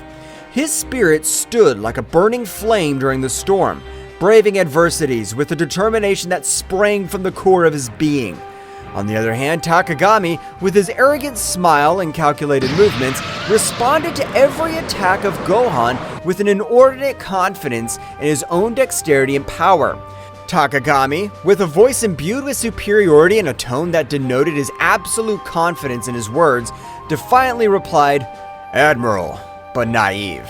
Your determination's remarkable, Gohan, but you must understand that no force in this universe can change your destiny. His voice resonated with an assurance that seemed to defy all opposition, marking a gap between confidence in his power and Gohan's will. His self-assurance was impenetrable as the toughest steel, a psychological barrier that defied even the storms of energy roaring around him. The confrontation was coming to a head as the Z Warriors, with a mixture of worry and palpable hope in their hearts, prepared to intervene at the precise moment that could change the course of the battle. Vegeta, with his intense and analytical gaze, watched every flash of power unleashed by Gohan with a mixture of admiration and concern in his eyes. Vegeta, with his analytical and sharp mind, was muttering to himself in a barely audible tone due to the palpable tension in the air. Gohan's unleashing an incredible power. His words were a whisper, charged with respect and concern, acknowledging the magnitude of the power that Gohan was unleashing at that critical moment. But he must maintain control if he wants to survive this, he added with a seriousness that reflected his experience in past battles and his understanding of the dangers of losing control over so much unleashed energy. Goku, the legendary warrior who knows the limits and beyond, nodded solemnly at Vegeta's words. Goku, with a calmness that radiated experience and wisdom, recognized with respect in his voice, "We know what it's like to fight at the limit, but Gohan's showing exceptional courage that inspires us all." His words resonated with the depth of one who has faced countless challenges, understanding the nature of struggle and the sacrifice it entails. With admiration palpable in his tone, recognizing the courage and determination of his son during adversity, his voice, serene but full of respect, reflected the confidence in Gohan's potential to overcome any obstacle. Meanwhile, the energy flowing through Gohan was reaching its peak, manifesting itself in an impressive visual spectacle. Its golden aura radiated an intense light that illuminated the surrounding space, making even the distant stars seem to pale in comparison. Gohan, with a roar full of determination that echoed throughout the battlefield, exclaimed with fervor, addressed to his father and Vegeta, "Father! Vegeta! All of you! This power is to protect you all!" His voice carried with an emotional charge of his commitment to the protection of his loved ones, a promise that manifested itself in every flash of his glowing aura, and in every blow aimed at the darkness that threatened his world.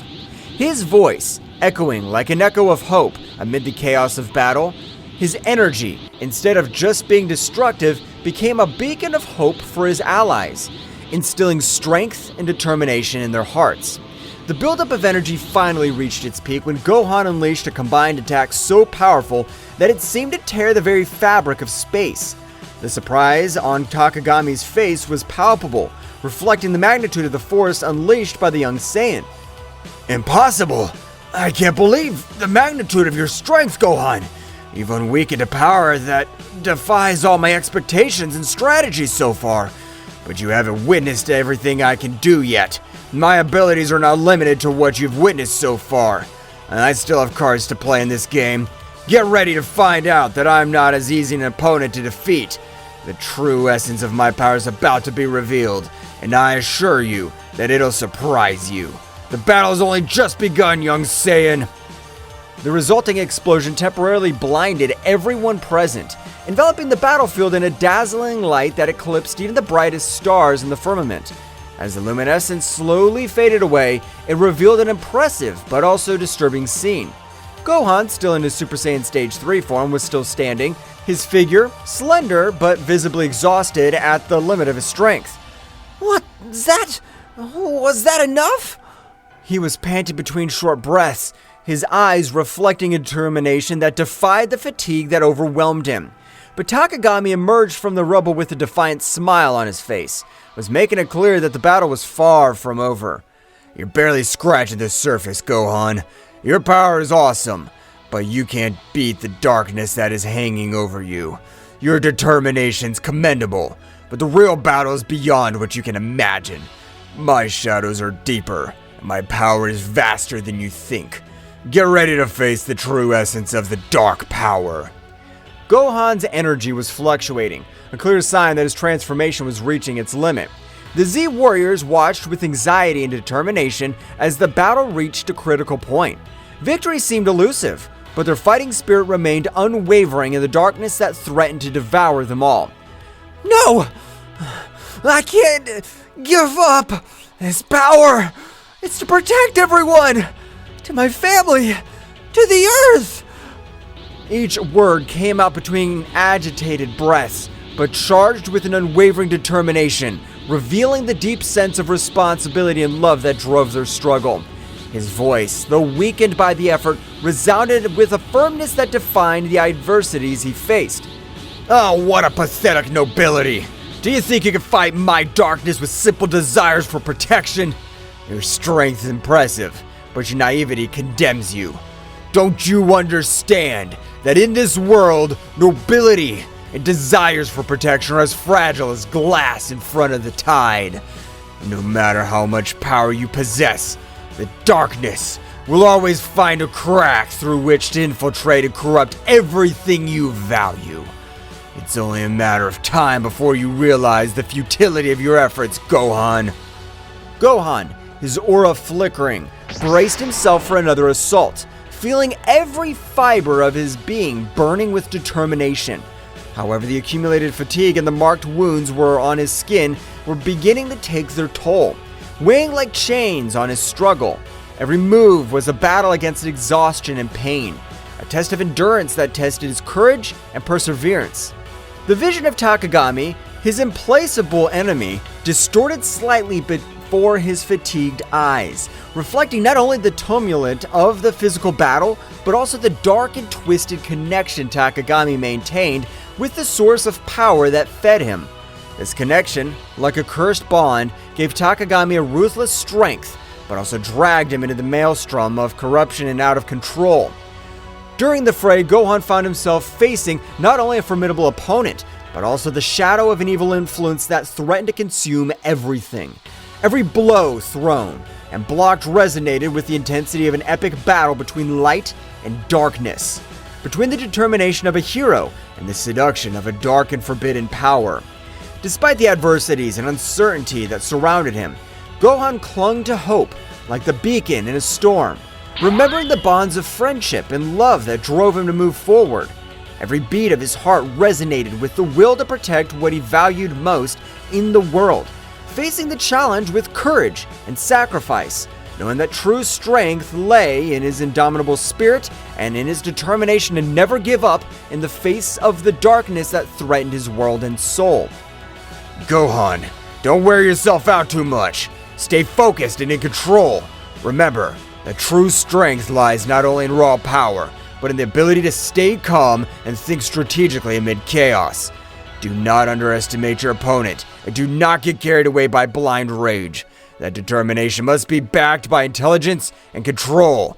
Make every hit count, and don't get distracted from your goal. His words, full of advice and warnings, sought to remind Gohan of the importance of the mind in battle, in addition to physical strength. The Super Saiyan Phase 3 form consumes a lot of energy. Gohan needs to find a balance between his power and his stamina. He must learn to control the flow of his ki to maintain his strength without exhausting himself quickly. The key is efficiency. Every movement must be precisely calculated and executed to maximize the impact without wasting energy. It's a challenge to master this state, but if Gohan manages to find that harmony, his potential will be truly formidable. His words, full of experience and knowledge, sought to guide Gohan towards a better understanding of how to use his power without compromising his endurance in battle. As Gohan and Takagami continued their confrontation, Goku's eyes, a symbol of hope for everyone, shone with determination during the intense strife. His strategic mind was working at full speed, analyzing every move of his son and enemies to find the perfect crack in Takagami's defense. Every glimmer in his gaze reflects years of training, epic battles, and an unwavering desire to protect those he loved. In the distance, Vegeta stood in a fighting position, his Saiyan pride burning like an unstoppable flame. His defiant aura and combat experience combined into a formidable force, ready to unleash his power at the precise moment. Piccolo, with his calculated serenity, was watching the battle with sharp eyes, ready to strategically intervene and balance the scales in favor of his comrades. Meanwhile, Goten and Trunks, the young warriors, were in the middle of the recovery process after the intense confrontation against Takagami. Despite their damage received, his determination did not waver. Both focused on channeling their ki with precision, taking advantage of every breath to restore their energies and strengthen their bodies. Goten, with his indomitable spirit and his face marked with determination, closed his eyes with concentration as he felt the flow of vital energy revitalize his fatigued muscles. "We have to be ready to return to the battle at any moment," he thought to himself, remembering the responsibility he shared with his friend Trunks to protect his family and his home. On the other hand, Trunks, with his mind focused and his ki shining with renewed intensity, was striving to reach an optimal state of recovery. "We can't afford to let our guard down," he reflected, aware of the challenges they still faced and the need to be prepared to face any adversity that stood in their way. Both young warriors knew that the battle was not over yet. With determination in their hearts and their ki channeling with precision, they were preparing for the next chapter in their fight for the protection of their world. "Gohan's giving his best. His strength and determination are impressive, but we need to find an opening to channel more energy towards him and empower his power to the fullest. We must all join forces and find a way to support him in this crucial battle. Our connection as a family and as a team is our greatest strength. Let's make every hit and every effort count to protect our home and those we love." His words, full of determination and hope, reflected his confidence in the team's ability to overcome any challenge when working together. Your resistance is admirable, but useless. My power is absolute. No matter how much they fight, they won't be able to stop me. My strength is unshakable, and my determination relentless. There is no escape from my dominion. It's time for you to give up and accept your fate under my control. Every word was loaded with arrogance and certainty, as Takagami continued to unleash his dark power with ruthless ferocity. Gohan, with a superhuman effort, managed to deflect Takagami's attacks and counterattacked with a burst of brilliant energy. The collision of powers created a shockwave that shook the nearby atmosphere. I will not allow you to destroy what I love! My bonds and my strength are greater than any darkness you could throw! I'm ready to face any challenge and overcome any obstacle to ensure a secure future for everyone! There will be no place for destruction in my world! Your emotions make you weak, Gohan. The real strength lies in the darkness. Your love and your bonds are chains that prevent you from reaching your true potential. Don't you see that the darkness offers unlimited and unrestricted power? Abandon your illusions of grandeur, young Saiyan. Face the truth that only darkness can bring you true strength and absolute dominion over the world. Every word was imbued with an icy arrogance and a fanatical belief in the corrupting power of darkness. Takagami sought to sow doubts and weakness in Gohan's mind, challenging his conception of strength and courage. The struggle became more intense with each pressing moment. Gohan, despite showing obvious exhaustion with every short breath, remained firm and undetermined, refusing to back down from the challenge Takagami posed.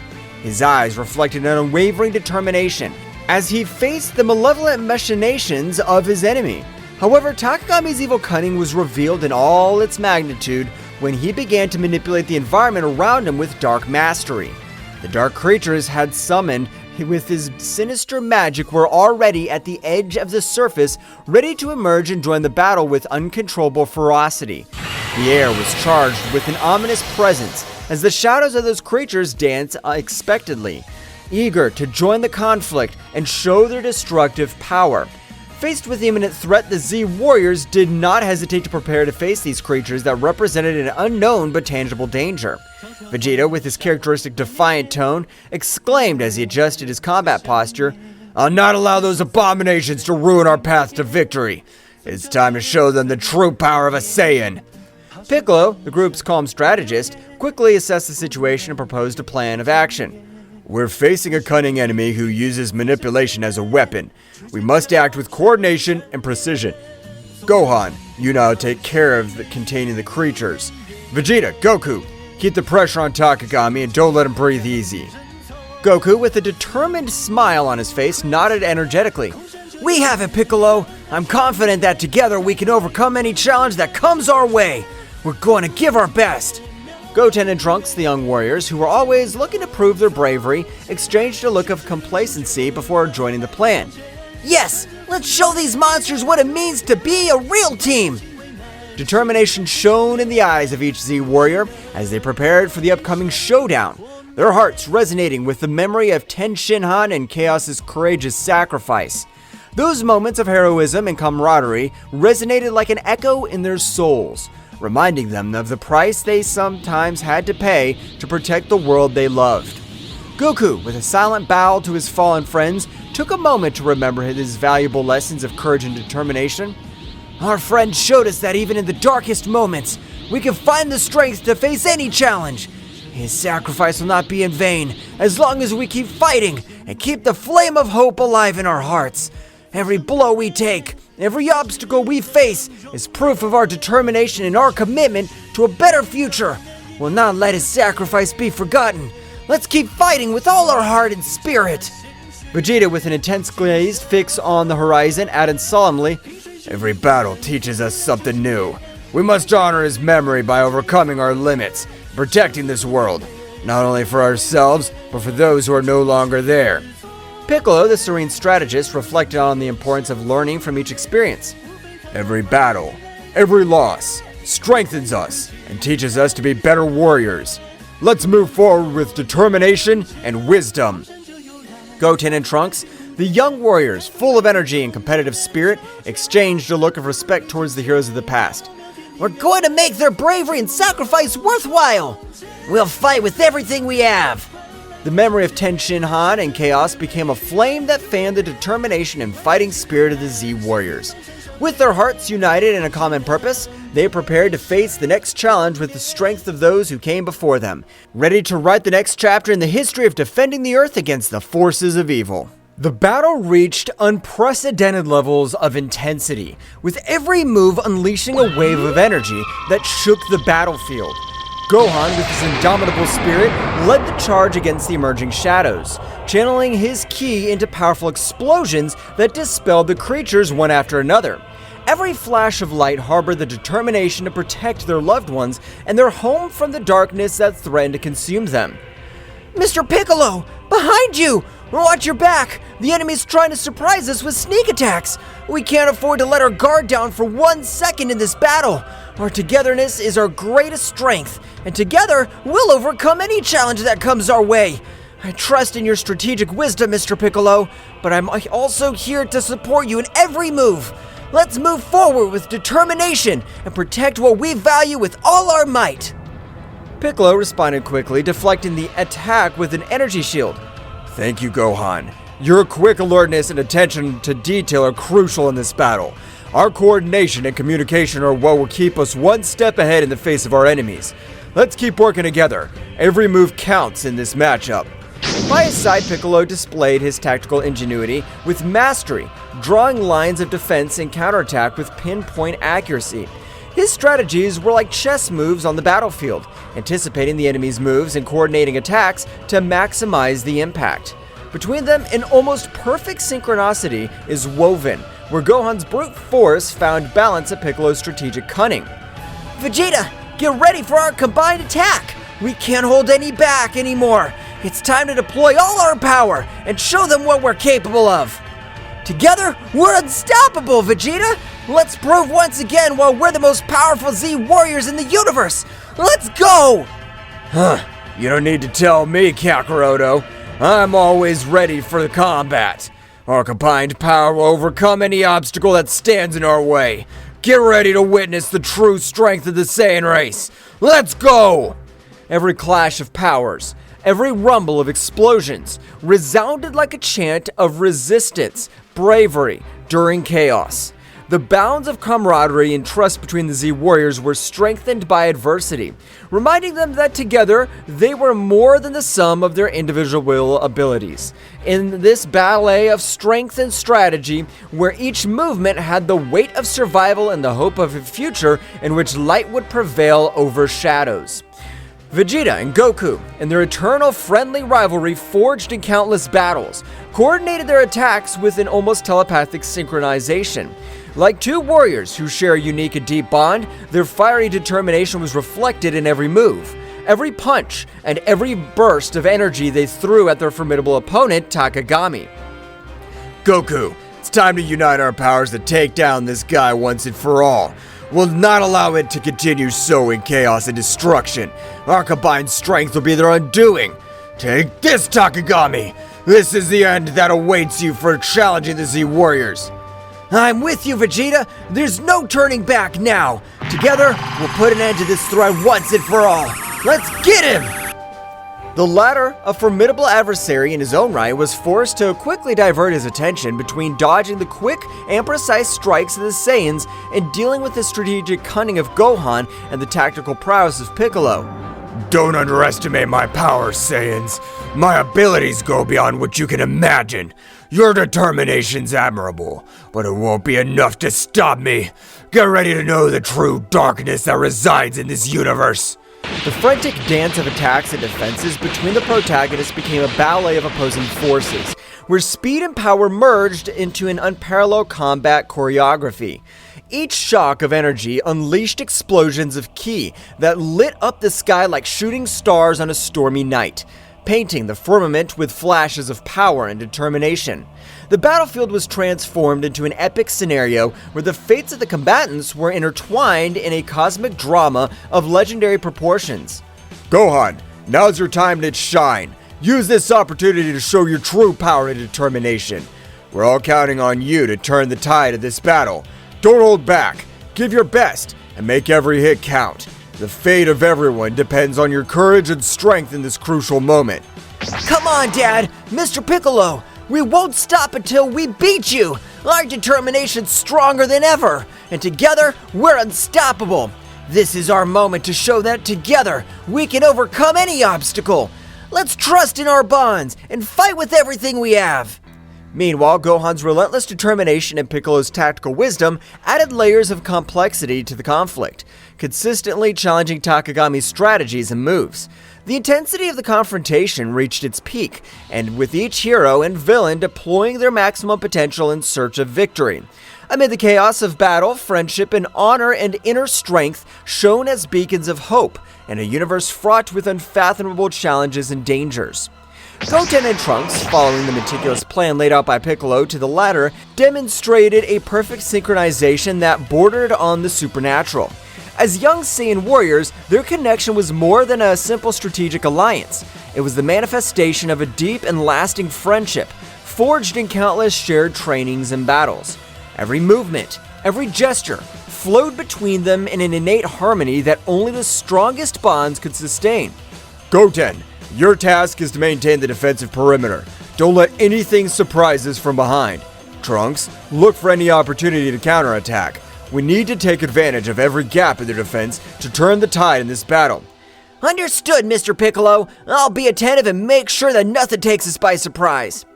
Following Piccolo's instructions, Goten unleashed bursts of energy with the dexterity and speed typical of the Saiyan lineage. Come on, Trunks, let's keep the pressure on. Let's not give up and take every opportunity to move forward. His attacks were precise and forceful, outlining a defensive perimeter around the group with an intensity that left his opponents breathless. Meanwhile, Trunks, a skilled wielder of the energy sword, executed precise and elegant cuts that perfectly complemented Goten's strategic defense. Don't let any of them through, Goten. Keep our front safe while we look for weaknesses in their formation. Let's keep pushing. Each movement drew lines of glowing energy in the air, creating a dynamic and effective wall of protection that neutralized any threat that dared to get too close to their companions.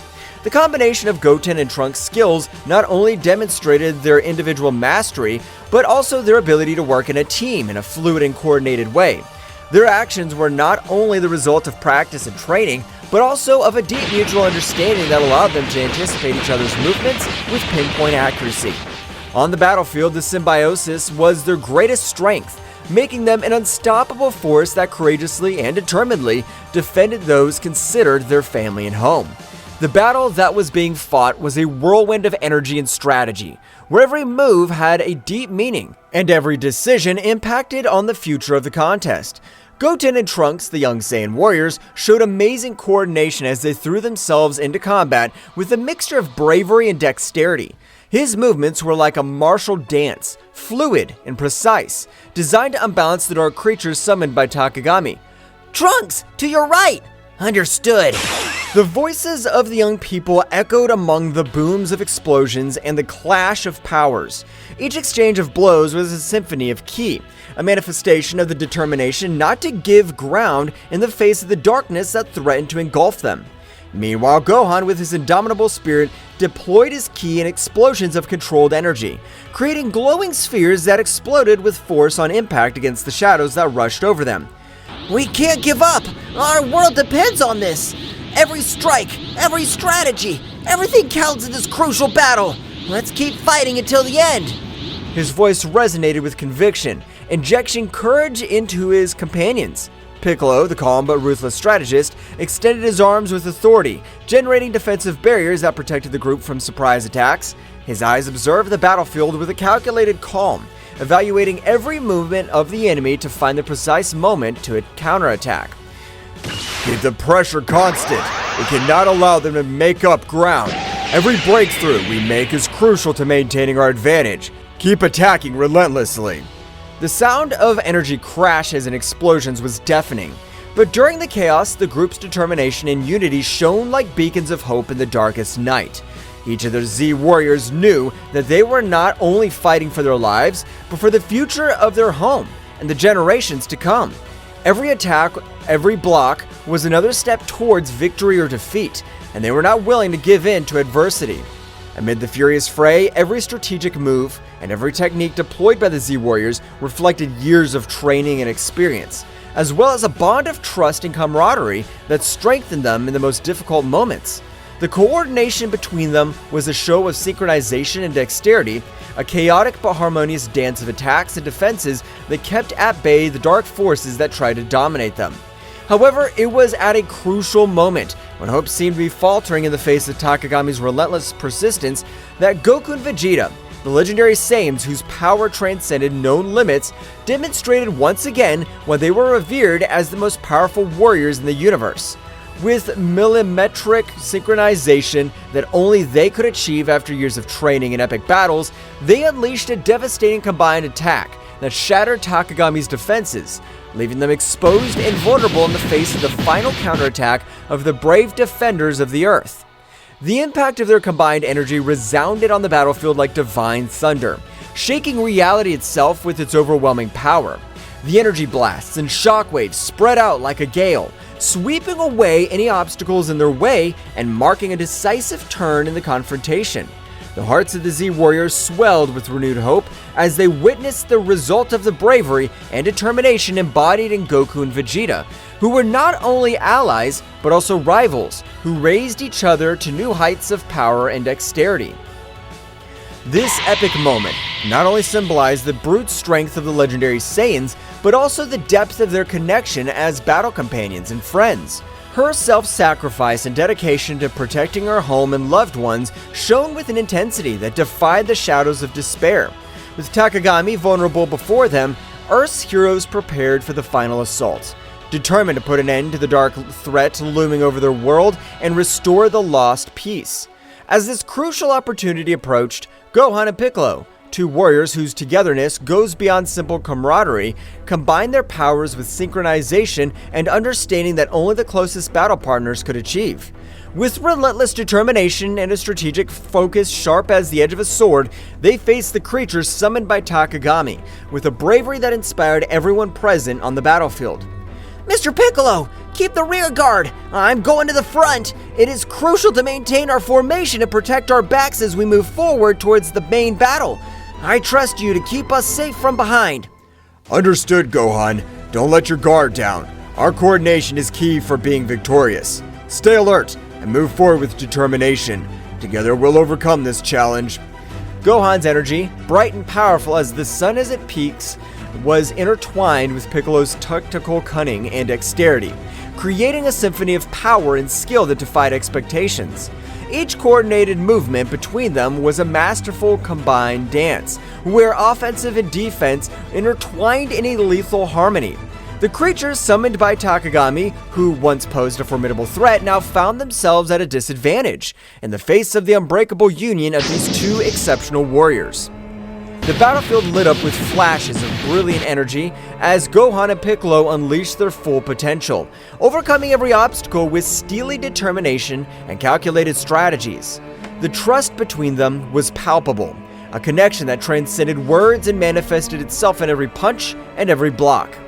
With each enemy defeated, their path to Takagami cleared, bringing them closer and closer to the final victory they sought to protect their world and their loved ones. Gohan, you need to buy time. I will prepare my best attack to defeat these creatures. I trust you can keep them busy while I get ready. Together, we can change the course of this battle. Mr. Piccolo, I'll do my best to buy time.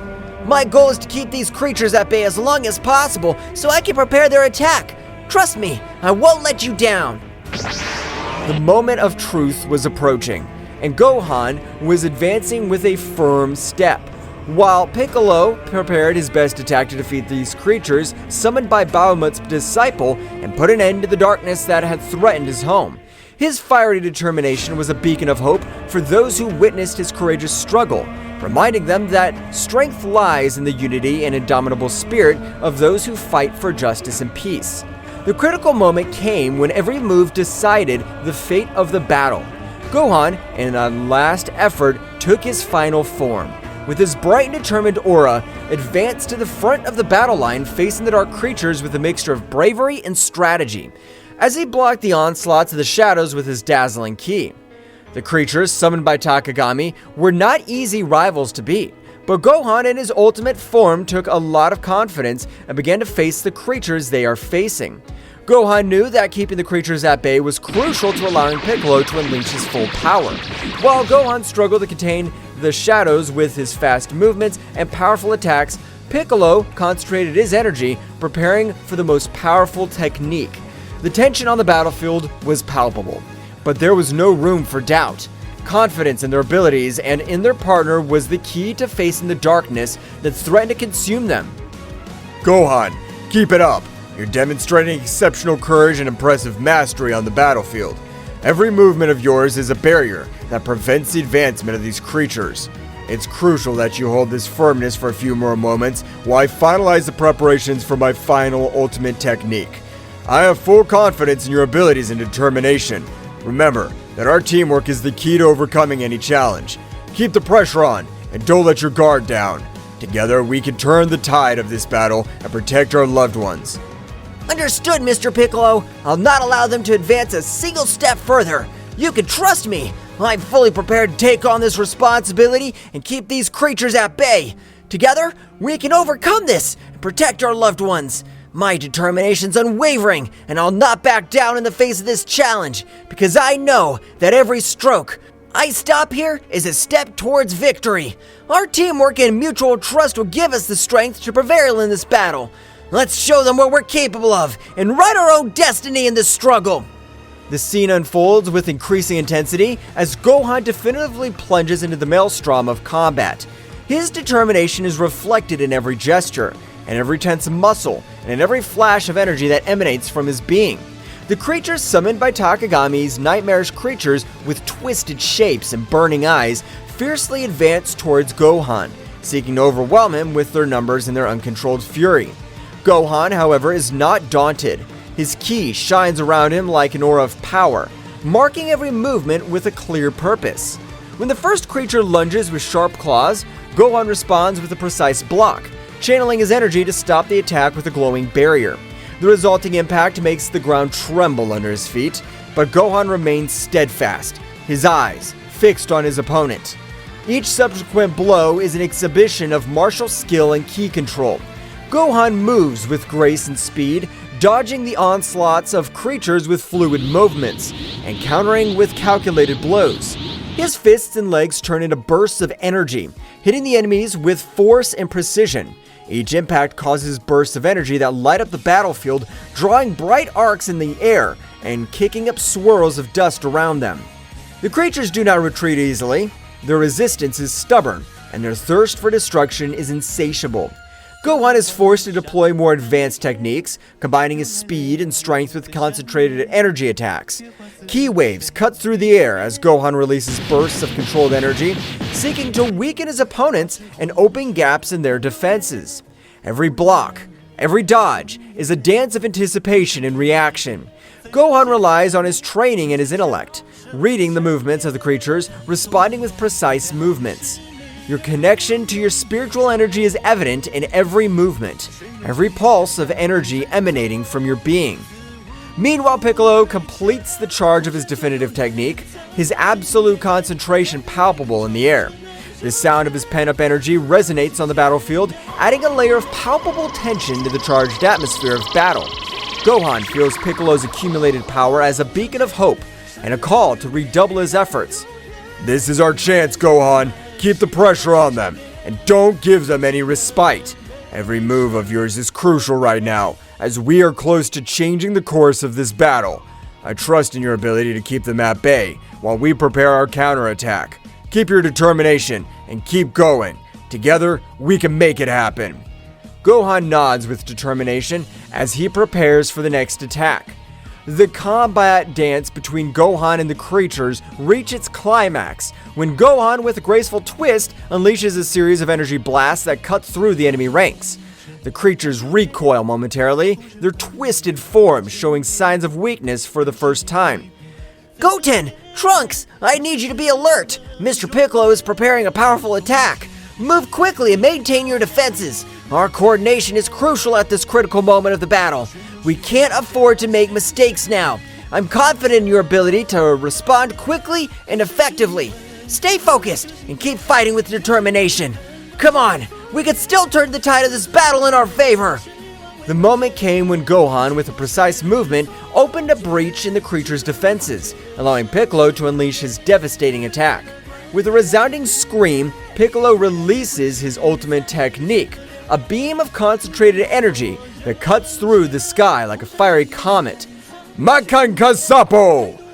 The pure energy swirls frantically around the lightning, forming a spiral of controlled energy that seems to dance in the air with calculated ferocity.